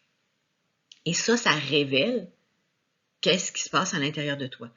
Je vous dis que ces tests-là, le TAT en est un, qui est très bon, mais les psychologues qui vont passer ces tests-là, il faut qu'ils soient rudement ferrés parce que l'analyse de tout ça est très complexe. Parce qu'on va analyser le verbatim, les données verbatim que la personne va avoir amenées. Et puis, il pose des questions autorisées à poser. Il ne va pas poser n'importe quelle question, autorisée dans le protocole à poser certaines personnes. Une question à la personne qui est en train de décrire ça. Comme si, bon, on a, qu'est-ce qui se passe? C'est la madame qui retient le monsieur qui a l'air à s'en aller. Bon, ça peut révéler aussi des situations de vie problématique ou de dépendance affective, mettons, quelqu'un qui verrait ça comme ça. Qu'est-ce qu'il voit là-dedans? Des traits au niveau de la jalousie en arrière, la dame qui regarde la petite jeune. Je ne connais pas ces tests-là. Je n'ai jamais suivi de cours pour passer ces tests-là. Et honnêtement, ça m'intéresse, mais je n'aurais pas confiance. J'aurais pas confiance en ma capacité à interpréter. J'ai jamais eu de test objectif. L'autre élément, les tests de Rorschach. Rorschach, c'est le nom de la personne qui a inventé ce test-là. Les fameuses taches d'encre. Vous en avez une représentation aussi dans votre volume, où est-ce que ça donne l'impression que c'est un papillon. Il y en a qui sont en couleur, mais il y en a qui sont en noir et blanc. Mais qu'est-ce que tu vois? En haut, l'image, la première image avec les taches d'encre, celle qui est plus à gauche, pas en haut, mais côté gauche. L'autre est au centre. Côté gauche, qu'est-ce que vous voyez? Moi, je vois comme 2 lutins qui se tapent dans les mains. Je ne sais pas si vous voyez ça. Puis il y en a qui vont voir un vaisseau spatial dans le milieu. Puis d'autres peuvent voir, là, je vais penser comme Freud, là, que les 2 ticas, c'est comme 2 pénis. Vous voyez, Marjolaine, les deux taches noires, là, chaque bord, c'est des éléphants qui se cognent la trompe, puis il y a des pénis au-dessus de leur tête. En tout cas, analysez-moi ça, non? Hein? C'est standardisé, c'est fiable. L'autre, qu'est-ce que tu vois? Il y en a qui voient tout simplement une espèce de masque de loup, où on peut voir deux petites madames, des petits anges, okay, qu'on essaye de séparer, des jumeaux qu'on essaye de séparer, ou c'est des loups qui essayent de les dévorer. Moi, je vois ça un petit peu. Il faudrait qu'on m'analyse et dire, hey, tu des problèmes, Marjolaine? Des problèmes? On va passer à l'autre.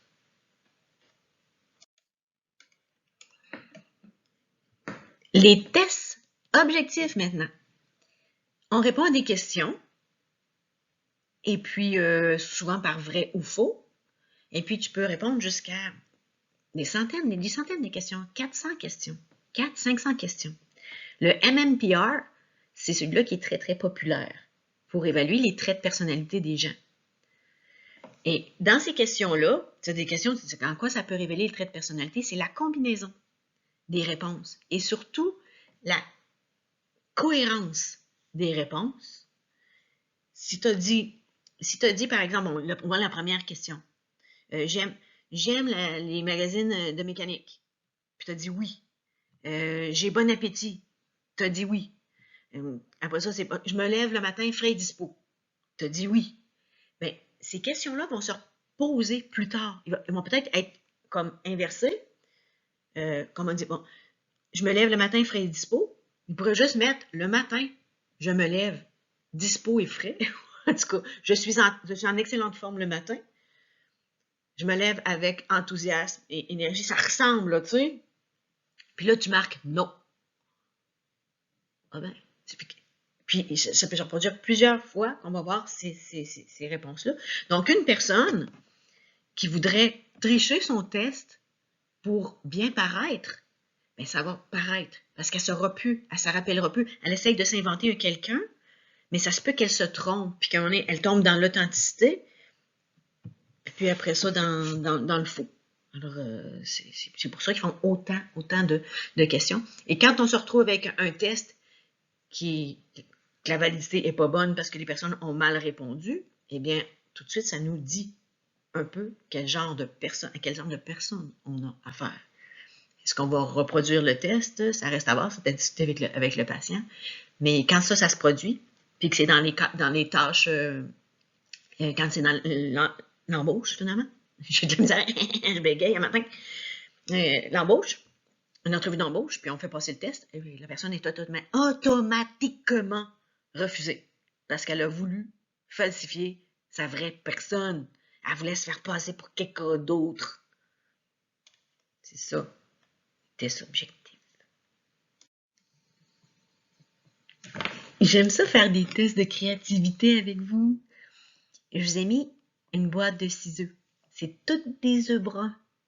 Toutes des œufs bruns, mais ils ont toutes des faces différentes. C'est quoi le rapport avec les tests objectifs de personnalité? Il n'y a pas de point pour ça. J'aime ça entendre quand même. Qu'est-ce que vous dites? Je vais vous parler un petit peu des principes du test de Rorschach. Au départ, ce qu'il faisait, c'était de déposer une à plusieurs gouttes d'encre noire sur une feuille blanche et de plier le papier en deux. Ploup! On ouvrait le papier et voilà, on avait une image. Et il demandait à ses patients de décrire ce qu'ils voyaient à l'intérieur de ça. Et lui pouvait analyser qu'est-ce qui était de l'ordre des traits de sa personnalité. Vous allez me dire, est-ce que ce test-là peut être valide objectivement? Ben moi, je vous dirais que c'est comme si lui, on lui demandait d'avoir un registre de toutes les perceptions possibles pour déterminer quels traits correspondent à ça. Ça me fait un petit peu penser, comme dans l'ordre de la psychanalyse, avec Freud, son analyse de rêve. Lui détenait les symboles. Pourtant, son patient n'a pas lu le dictionnaire de symboles pour mettre ça dans sa tête. En tout cas.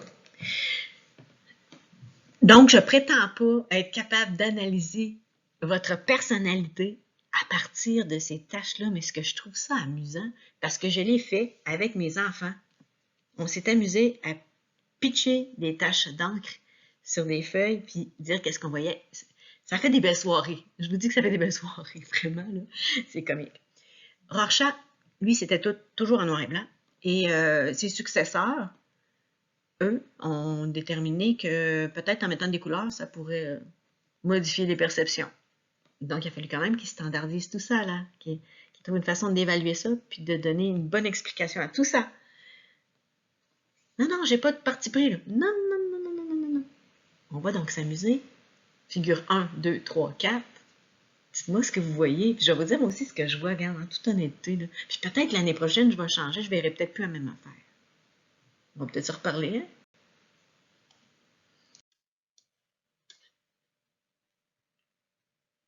Les tests d'intelligence. Au départ, les tests d'intelligence, ça a été créé par un Français, un monsieur Alfred Binet, en 1904, avec un de ses collègues de travail. Là. Et puis, bon, qu'est-ce qu'ils voulaient, eux? C'est qu'il y a eu une demande du gouvernement d'identifier les enfants qui avaient des problèmes d'apprentissage. Les séparer de ceux qui fonctionnent bien et aussi de trouver dans tous ces enfants-là ceux qui avaient un potentiel intellectuel plus élevé pour pouvoir lui donner des bourses. Donc, on va soutenir ceux qui ont de la difficulté, donner des bourses à ceux qui ont un potentiel supérieur. Est-ce que ça s'est fait? Je ne sais pas, mais ils ont fait le test. En tout cas, ils ont bâti un test qui s'appelait le Barbeau-Pinard. Il a longtemps été utilisé, mais il a fallu l'adapter au fil du temps parce que les énoncés datent de 1904. Il faut évoluer un petit peu. Maintenant, on parle plus des tests de Wechsler. Les tests de Wechsler, il y en a pour enfants, puis il y en a pour adultes. Le WASTE, c'est pour les adultes, tandis que le WISC, c'est pour les enfants. Les questions qui sont posées aux enfants s'adressent à leur capacité cognitive d'enfant. Et ça se présente comment? Bien, il y a des questions, il y a des parties qui sont verbales, puis il y a des parties non verbales. Donc, on va poser des questions tout haut, la personne doit répondre. Dans les parties non verbales, ils doivent faire des choses dans un temps limite. Trouver l'ordre de, la séquence de, comme les exemples que vous avez ici, reconstituent l'objet. C'est sûr que ça définit ta capacité, les capacités de visio-spatiale, tu vas retrouver là-dedans. La séquence où c'est un monsieur qui va à la pêche, là, ben c'est une logique. Une partie logique, là, expérientielle logique, qu'on pourrait dire. Donc, c'est tout ça. Image à compléter, ça c'est le test d'intelligence qui pourrait être fait pour, entre autres, un enfant. On ferait partie du test Wechsler qui lui serait proposé.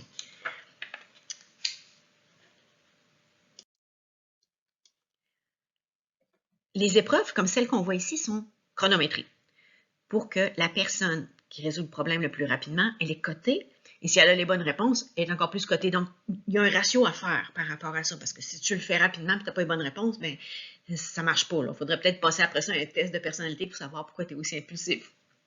En tout cas. Mais regardez la partie où on parle de substitution. Vous savez, les chiffres 1, 2, 3, 4, 5 correspondent chacun à un motif. L'enfant qui va être plus allumé, en guillemets, tout ce qu'il va faire, c'est qu'il va regarder où est le motif, puis il va mettre le chiffre vis-à-vis. L'espèce d'étoile 2, il va le mettre là. OK, il est juste là. Après ça, il va regarder où il se retrouve. L'autre enfant, qui aurait peut-être plus de lenteur, il va vraiment regarder le motif, aller chercher où il se trouve. Donc, regarder l'autre motif, aller chercher où il se trouve, à quoi il correspond. Donc, il prend plus de temps à résoudre le problème. L'autre a dit, OK, je veux un trèfle à 6 feuilles. Je le vois juste une fois. Tout de suite, je passe à l'autre. Je le mets. Si ça reproduit 2 fois, ben, il va le faire. Comme le 1 se reproduit 2 fois, il va mettre 1, 1 dans les cases. Alors, c'est ça qui va révéler la qualité intellectuelle de l'individu. Les tests neuropsychologiques. On s'intéresse à tes neurones. Et où sont tes neurones? Ben, il y en a partout, on sait, il y en a partout dans le corps, on a déjà parlé, là. Mais la plus grosse densité de neurones, eh bien oui, c'est dans ta boîte crânienne, dans ton cerveau. Les neurologues, ce ne sont pas des neuropsychologues, les neurologues, eux autres vont procéder à une analyse du contenu de ton cerveau, si vous voulez, des fonctions, ce qui peut être altéré s'il y a une masse, parce qu'ils vont se servir de toutes sortes de tests. L'imagerie visuelle, là? C'est ça, des images visuelles, non.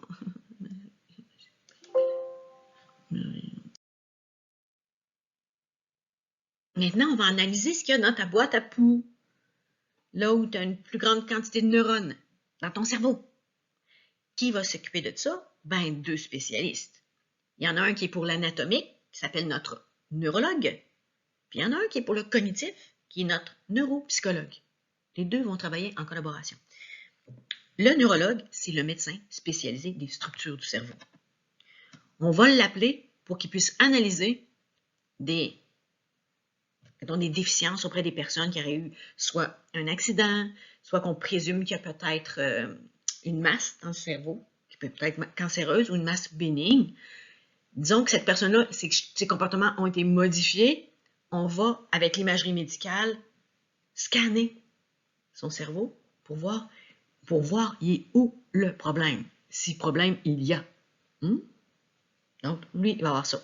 S'il détecte quelque chose dans une zone particulière, eh bien là, il va référer à notre neuropsychologue pour confirmer où est la problématique. Dans les cas d'aphasie, bien sûr que le neurologue va voir que la personne a la difficulté à parler, mais il voit l'ampleur des dégâts. Et puis le neuropsychologue, ben lui, il peut être là pour la réadaptation au langage, par rapport à la personne aussi, l'évaluation et la réadaptation au langage. Donc, les 2 vont travailler en collaboration. Le test que vous avez à gauche, c'est le fameux test de l'horloge. On présente à une personne, souvent c'est les personnes âgées à qui on fait faire ça. Parce que je me demande si les jeunes d'aujourd'hui sont capables de savoir comment est faite une horloge. On est tout en mode numérique. Les chiffres des horloges, c'est plus... on n'a plus de cadran. Bon, moi j'en ai encore. Moi, j'ai plus de facilité sur un cadran, mais j'étais la vieille mode. La personne âgée, oui. Je m'approche aussi de la personne âgée. Je suis encore capable de lire sur un cadran. Donc, on leur demande de reproduire ça. Et on dit une personne qui n'a aucun trouble, aucun déficit cognitif, va reproduire l'horloge de façon intégrale. Puis là, on voit, numéro 2, le sujet a des troubles cognitifs légers. C'est juste la forme de son horloge. Je dis, ouais, mais il dessine pas très bien. Des fois, il peut placer pas les chiffres exactement au bon endroit. Les personnes qui n'ont pas de troubles cognitifs, on va vraiment faire des quarts. Okay? 12, 6, 3, 9. Après ça, on met nos aiguilles. L'autre, peut-être qu'il va avoir un petit peu de difficulté. Numéro 3, numéro 4, pardon, et numéro 5, eh bien, on voit qu'il y a des atteintes. Ouais, des atteintes plus sévères dans certains cas. Vous voyez, il y en a qui mettent tous les chiffres sur un bord, tout ensemble, il n'y a pas d'aiguille. Non, différents degrés pour eux autres au niveau des atteintes. Il y a marqué 6, le sujet se trouve dans un état confusionnel. Moi, j'aurais vu pas mal beaucoup d'affaires confusion, mais c'est leur façon d'analyser. Encore là, c'est standardisé. Donc, ils ont vu plusieurs cas où les personnes dessinaient les horloges de cette façon-là. Ça, c'est pour notre neuropsychologue.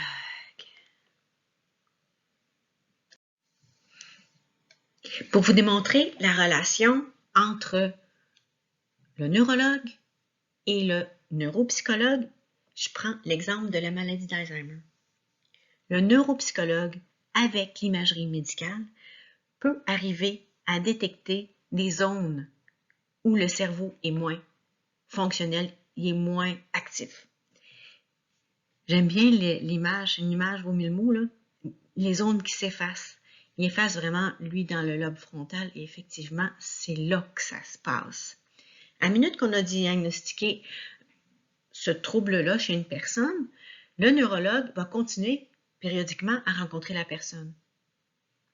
Mais, dans l'équipe soignante, il va y avoir le neuropsychologue qui, lui, va être là pour évaluer les changements, les modifications, suite aux interventions qu'on va faire. Parce cette personne-là, on va essayer de la stimuler au maximum. Elle va être médiquée et tout ça. Puis le neuropsychologue est là pour, lui, regarder dans le quotidien, dans le fonctionnement de cette personne-là, s'il y a des changements, des améliorations, il le transmet au neurologue. Et le neurologue voit s'il doit augmenter les doses de médicaments ou refaire d'autres évaluations avec l'imagerie médicale. C'est fun, hein? Il y a d'autres mondes impliqués là-dedans, là. Il y a la famille qui avait vu cette personne-là. Il y a l'infirmière au CLSC, qui, elle, l'a référé au médecin de famille, qui, le médecin de famille, l'a référé au neurologue, et puis le neurologue qui, maintenant, envoie le tout au neuropsychologue. Et puis autour de ça, ben, nous avons des ergothérapeutes, peut-être des fois des physiothérapeutes aussi, dans le contexte où est-ce qu'il y a autre chose dans sa problématique. Il y a des mondes. Colin, il faut tout se parler, hein? C'est là qu'on voit que c'est important. Comme les neurones dans le cerveau. Il faut se parler, sinon des fois ça va bien mal. Qu'est-ce qui pourrait nuire à notre évaluation clinique? Le jugement qu'on a posé par rapport à une personne, par rapport à un couple, par rapport à une famille, parce qu'il y en a qui font de la thérapie familiale, donc il faut qu'ils fassent une analyse de chaque individu, après ça une analyse familiale de la dynamique entre eux. C'est assez complexe. Merci. Mais qu'est-ce qui peut nuire à ça? Ben, on dit que des fois, il y a une information susceptible de remettre en question l'évaluation qui n'a pas été amenée. Elle n'est pas cachée, elle n'est pas niée. C'est juste que la personne, elle ne se sentait pas prête à le nommer à ce moment-là. Peut-être que l'alliance thérapeutique, il ne sentait pas que c'était suffisant à ce moment-là, mais qu'à la fin de la rencontre, oui, il est satisfait. Et j'appelle ça la question poignée de porte. Donc, le client m'a raconté beaucoup d'événements de sa vie. Ça ne va pas bien au travail, ça ne va pas bien avec ses voisins, ça ne va pas bien avec sa famille. Okay? Il y a beaucoup de tensions. On juge qu'il a un mauvais caractère, qui est trop intransigeant. Et là, en mettant la main sur la poignée de porte, il dit « Ah, en passant, Mme Hidon, je voulais vous dire que j'ai l'intention de me séparer. J'ai trouvé un logement pour ma femme, puis elle n'est pas au courant. » Tu sais, on a passé 50 minutes à parler de plein de choses qui ne sont pas des choses anodines. C'est quand même important qu'est-ce qui se passe. Mais là, l'affaire de la séparation, c'est comme si il n'avait pas dit que la séparation pouvait être à l'origine des autres problématiques autour. C'est possible aussi, là. C'est cette relation-là qui empoisonne toutes ces autres relations. Donc, qu'est-ce que je fais? Je ne le laisse pas là. Monsieur, rentrez 2 minutes, parce que là, j'ai un autre patient qui attend dans la salle d'attente. Rentrez 2 minutes, et puis là, je vais discuter avec lui. J'essaie de faire prendre conscience que tout ça, ça va être le sujet de la prochaine rencontre. J'aimerais sérieusement qu'on y revienne, puis que c'est pas pour rien qu'il l'a sorti à ce moment-ci. C'est parce que pour lui, c'était dur d'en parler. Mais maintenant que c'est lancé, on va pouvoir le travailler. Alors, on se voit la semaine prochaine. Encore là, c'est lui qui est libre d'en parler ou pas, mais souvent, c'est vrai que ça revient. Puis je le rassure en disant, vous n'êtes pas le seul. Mais quand on dit des choses comme ça, vous n'êtes pas le seul, vous savez, vous n'êtes pas le seul. Ah, ils sont contents, les patients. C'est vrai, pas le seul. Il est vraiment plein que ça fait ça.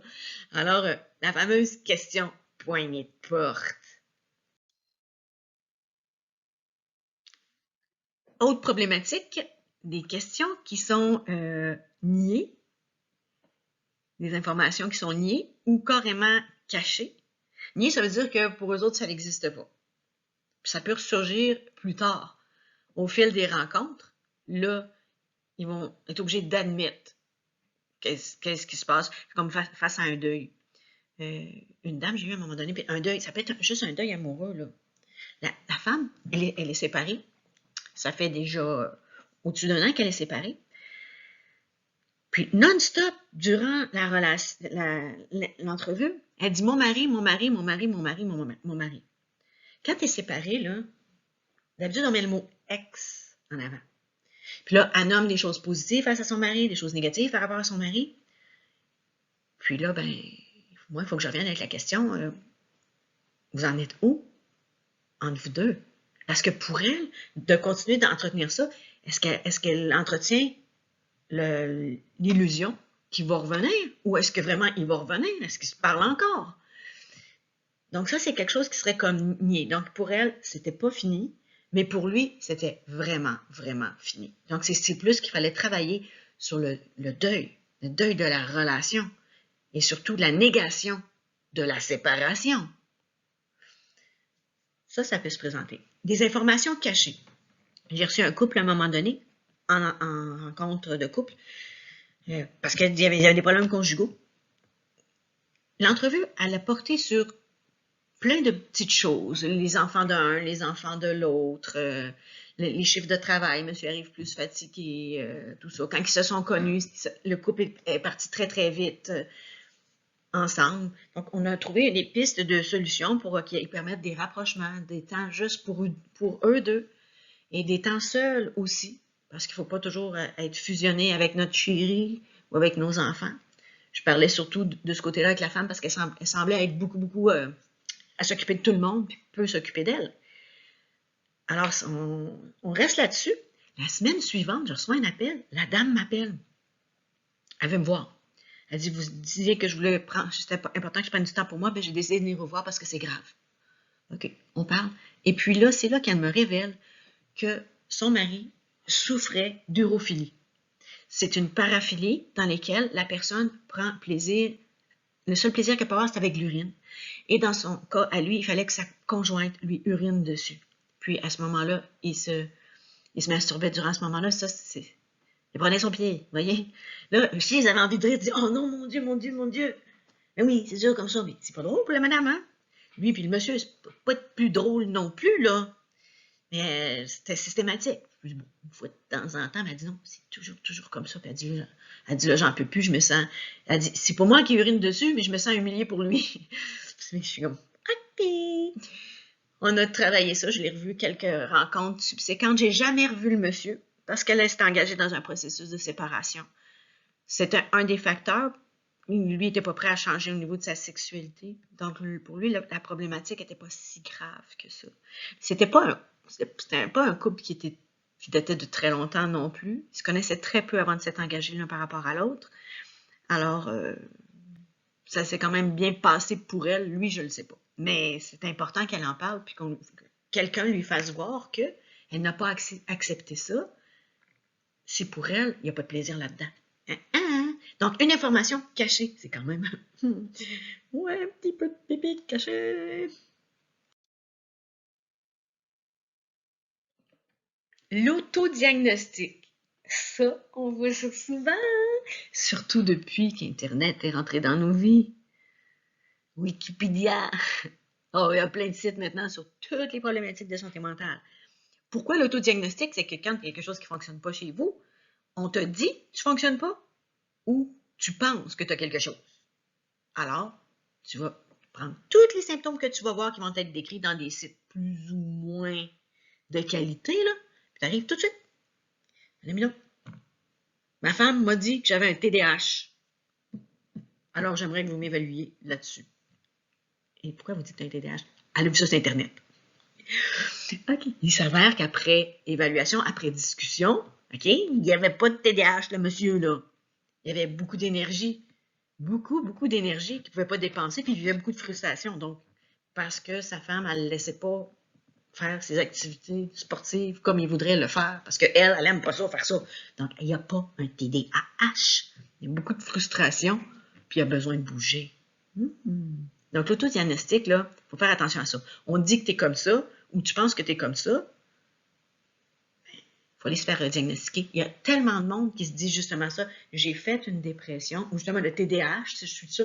Il y a bien du monde qui grouille. Mon diagnostic à moi, il a été posé très tard parce que je ne m'étais jamais fait évaluer d'avoir un TDAH. Là, je peux le dire. Mais tout le monde a dit, ben oui, mais on le sait, ça paraît. Non!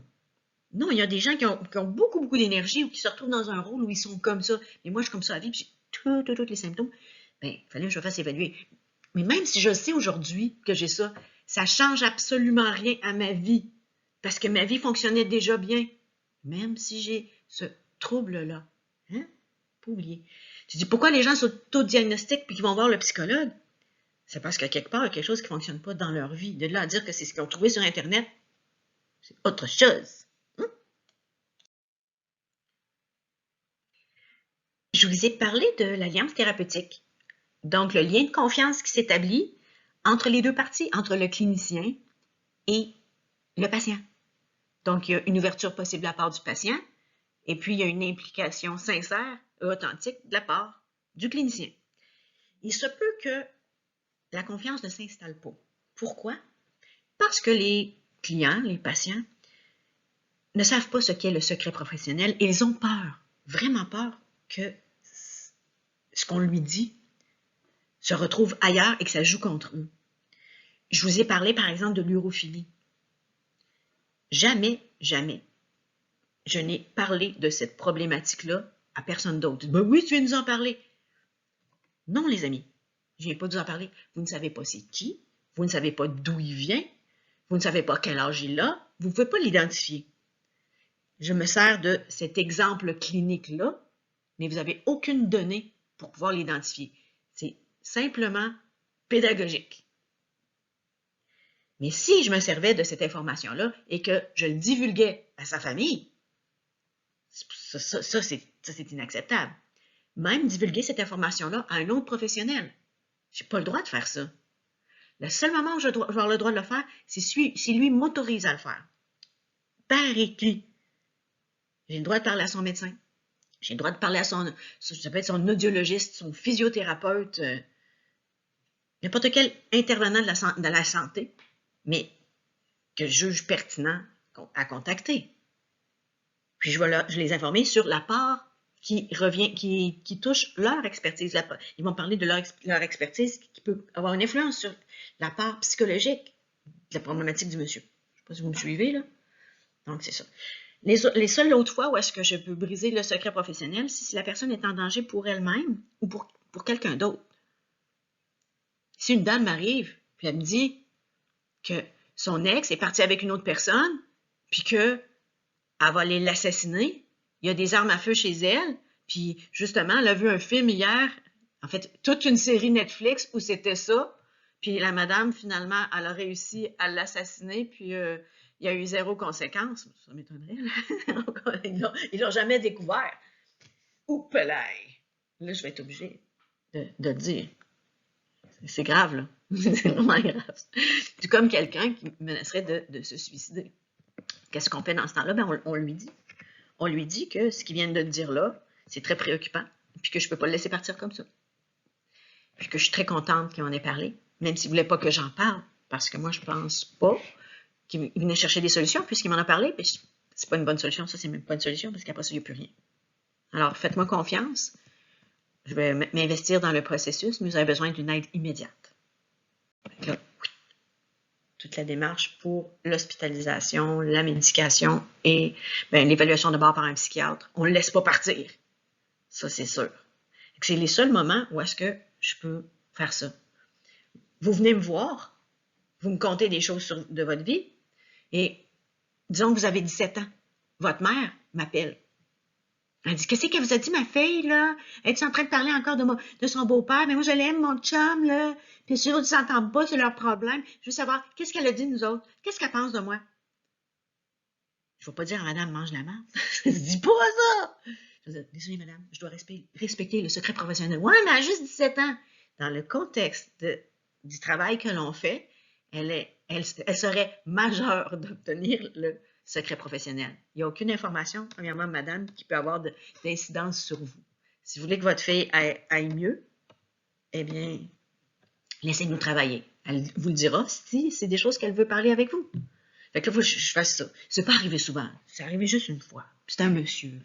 Il était très contrôlant. Je comprends, mais je lui ai dit, puis la jeune fille, elle continuait de me voir quand même. Et lui, il pensait que s'il savait tout, ça irait mieux. Non. Il y avait des choses qu'elle préfère garder pour elle. D'ailleurs, c'était un peu la problématique. Elle n'avait pas de vie privée, pauvre enfant. Et voilà. C'est à votre tour de travailler, les amis. Je vais vous demander quels sont les effets du diagnostic. Donc, mon client, j'ai passé une évaluation complète et puis j'arrive à poser le diagnostic qui va avec sa condition. Il y a des effets qui sont positifs. Nommez-moi au moins 3. Si vous en avez plus, c'est tant mieux. Les effets positifs d'apprendre que, par exemple, je suis bipolaire. J'apprends ça. C'est quoi qui est positif là-dedans? Et les effets négatifs. Les effets négatifs, ce qu'on appelle l'étiquetage, là.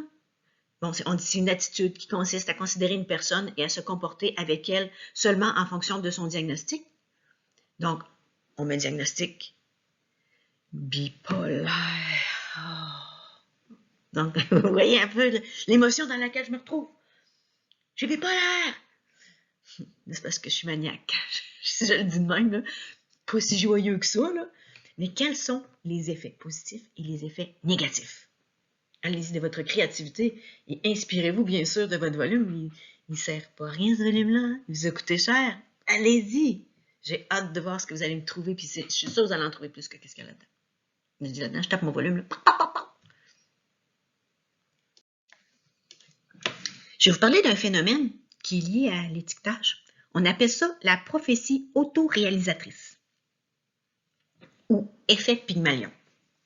Effet Rosenthal aussi. C'est trois façons de parler de ça. En fait, Pygmalion, qui est Pygmalion? C'est un sculpteur grec. Sculpteur grec, pas de notre époque, hein? Vous allez voir, c'est dans l'Antiquité, là. Un sculpteur grec qui sculptait les statues des dieux, parce que d'autres, il y avait plusieurs dieux. Alors, il sculptait des statues de dieux, de plusieurs dieux, et pour le récompenser, les dieux lui ont permis de rendre une de ces statues vivantes. Il s'en est fait une pour lui. Ils ont dit, bon, ben merci, t'es super fin, on est toutes beaux, ces statues, on va t'en faire une, t'as pas de blonde, ça fait trop longtemps que tu travailles pour nous autres. Et là, je ramasse ça à ma façon, là. Puis, ils ont rendu la poupoune, là. Tu vois, regarde, elle est en train de devenir en chair et en os. C'était le temps parce qu'il a les cheveux blancs, là. Fait qu'il a eu sa poupoune à lui, vivante, c'est même pas une humaine, c'est une statue qui est devenue vivante. Ça dit, je crois en quelque chose, je crois tellement en quelque chose que ça finit par se réaliser. Je suis convaincue de ça, ça finit par se réaliser. Prédiction ou croyance qui est confirmée parce que la personne et son entourage agissent de façon à contribuer à sa réalisation. Dans le cas de Pygmalion, la statue, elle n'a rien fait, là, parce que c'est du plâtre. Mais la personne à qui on met une étiquette, elle peut contribuer à maintenir le problème. On a parlé des facteurs de maintien, là. Ça peut en faire partie. À la limite, même à déclencher ou créer un autre problème.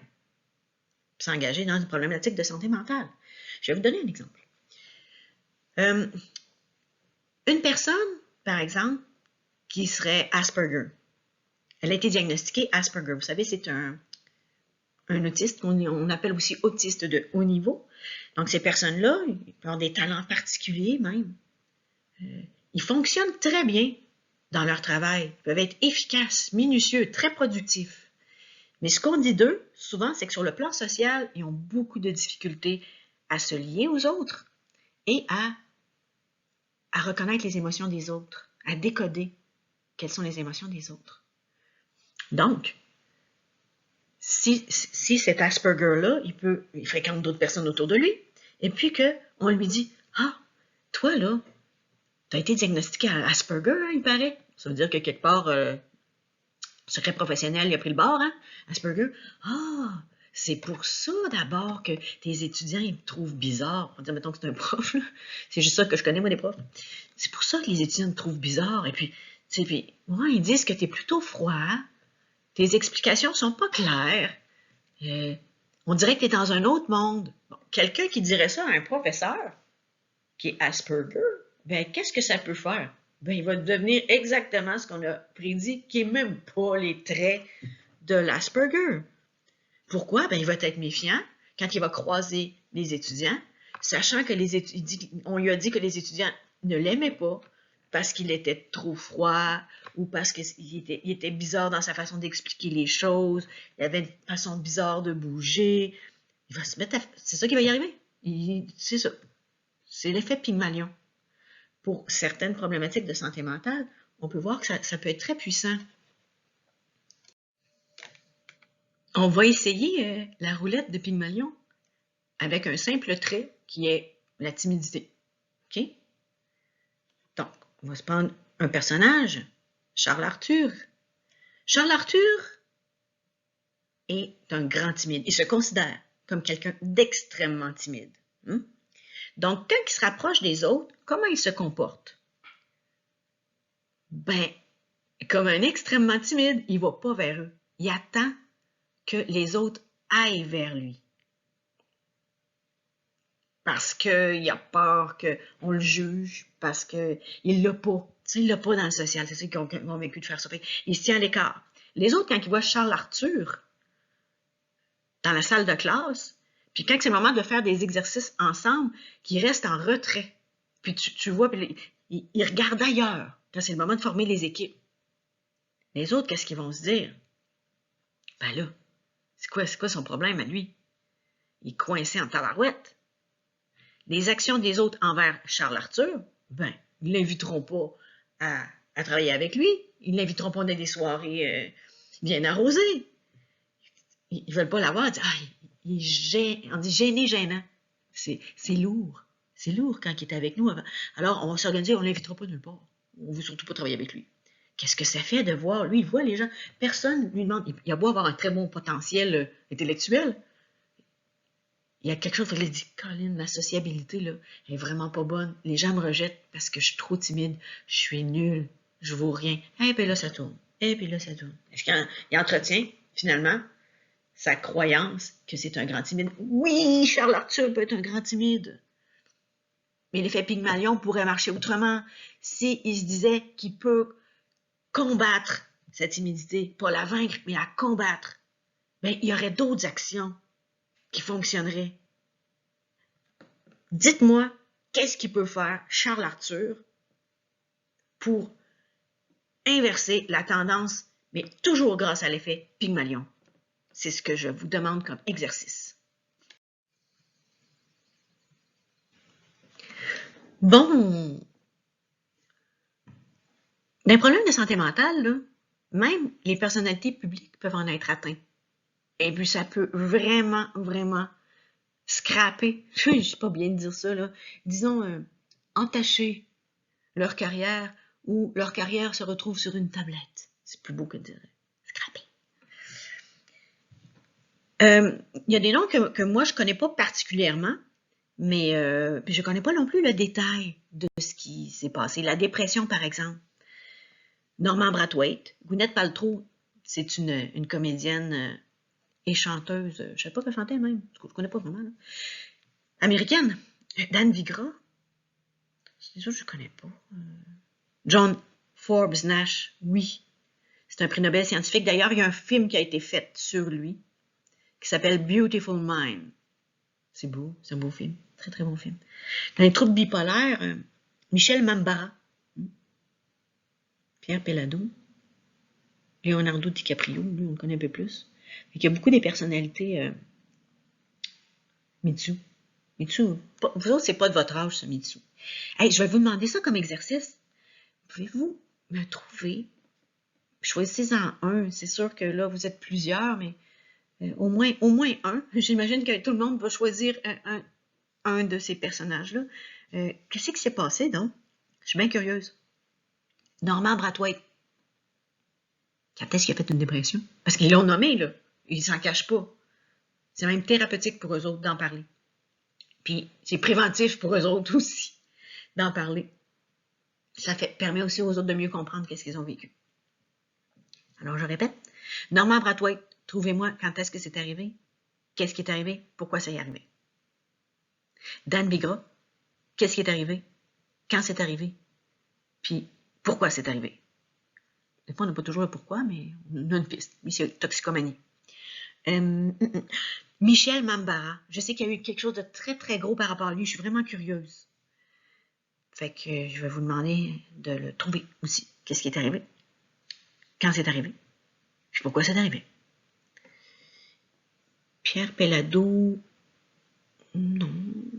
Steffi Choc. Ben, Steffi Choc, comment ça a été diagnostiqué aussi? Hein? Steffi Choc, qu'est-ce qui est arrivé? Quand c'est arrivé? Pourquoi c'est arrivé? OK, vous allez m'en parler. Je vais pouvoir mettre ça dans mes prochains PowerPoint. Je vais avoir l'air plus brillante. En tout cas, plus connaissante de quelque chose.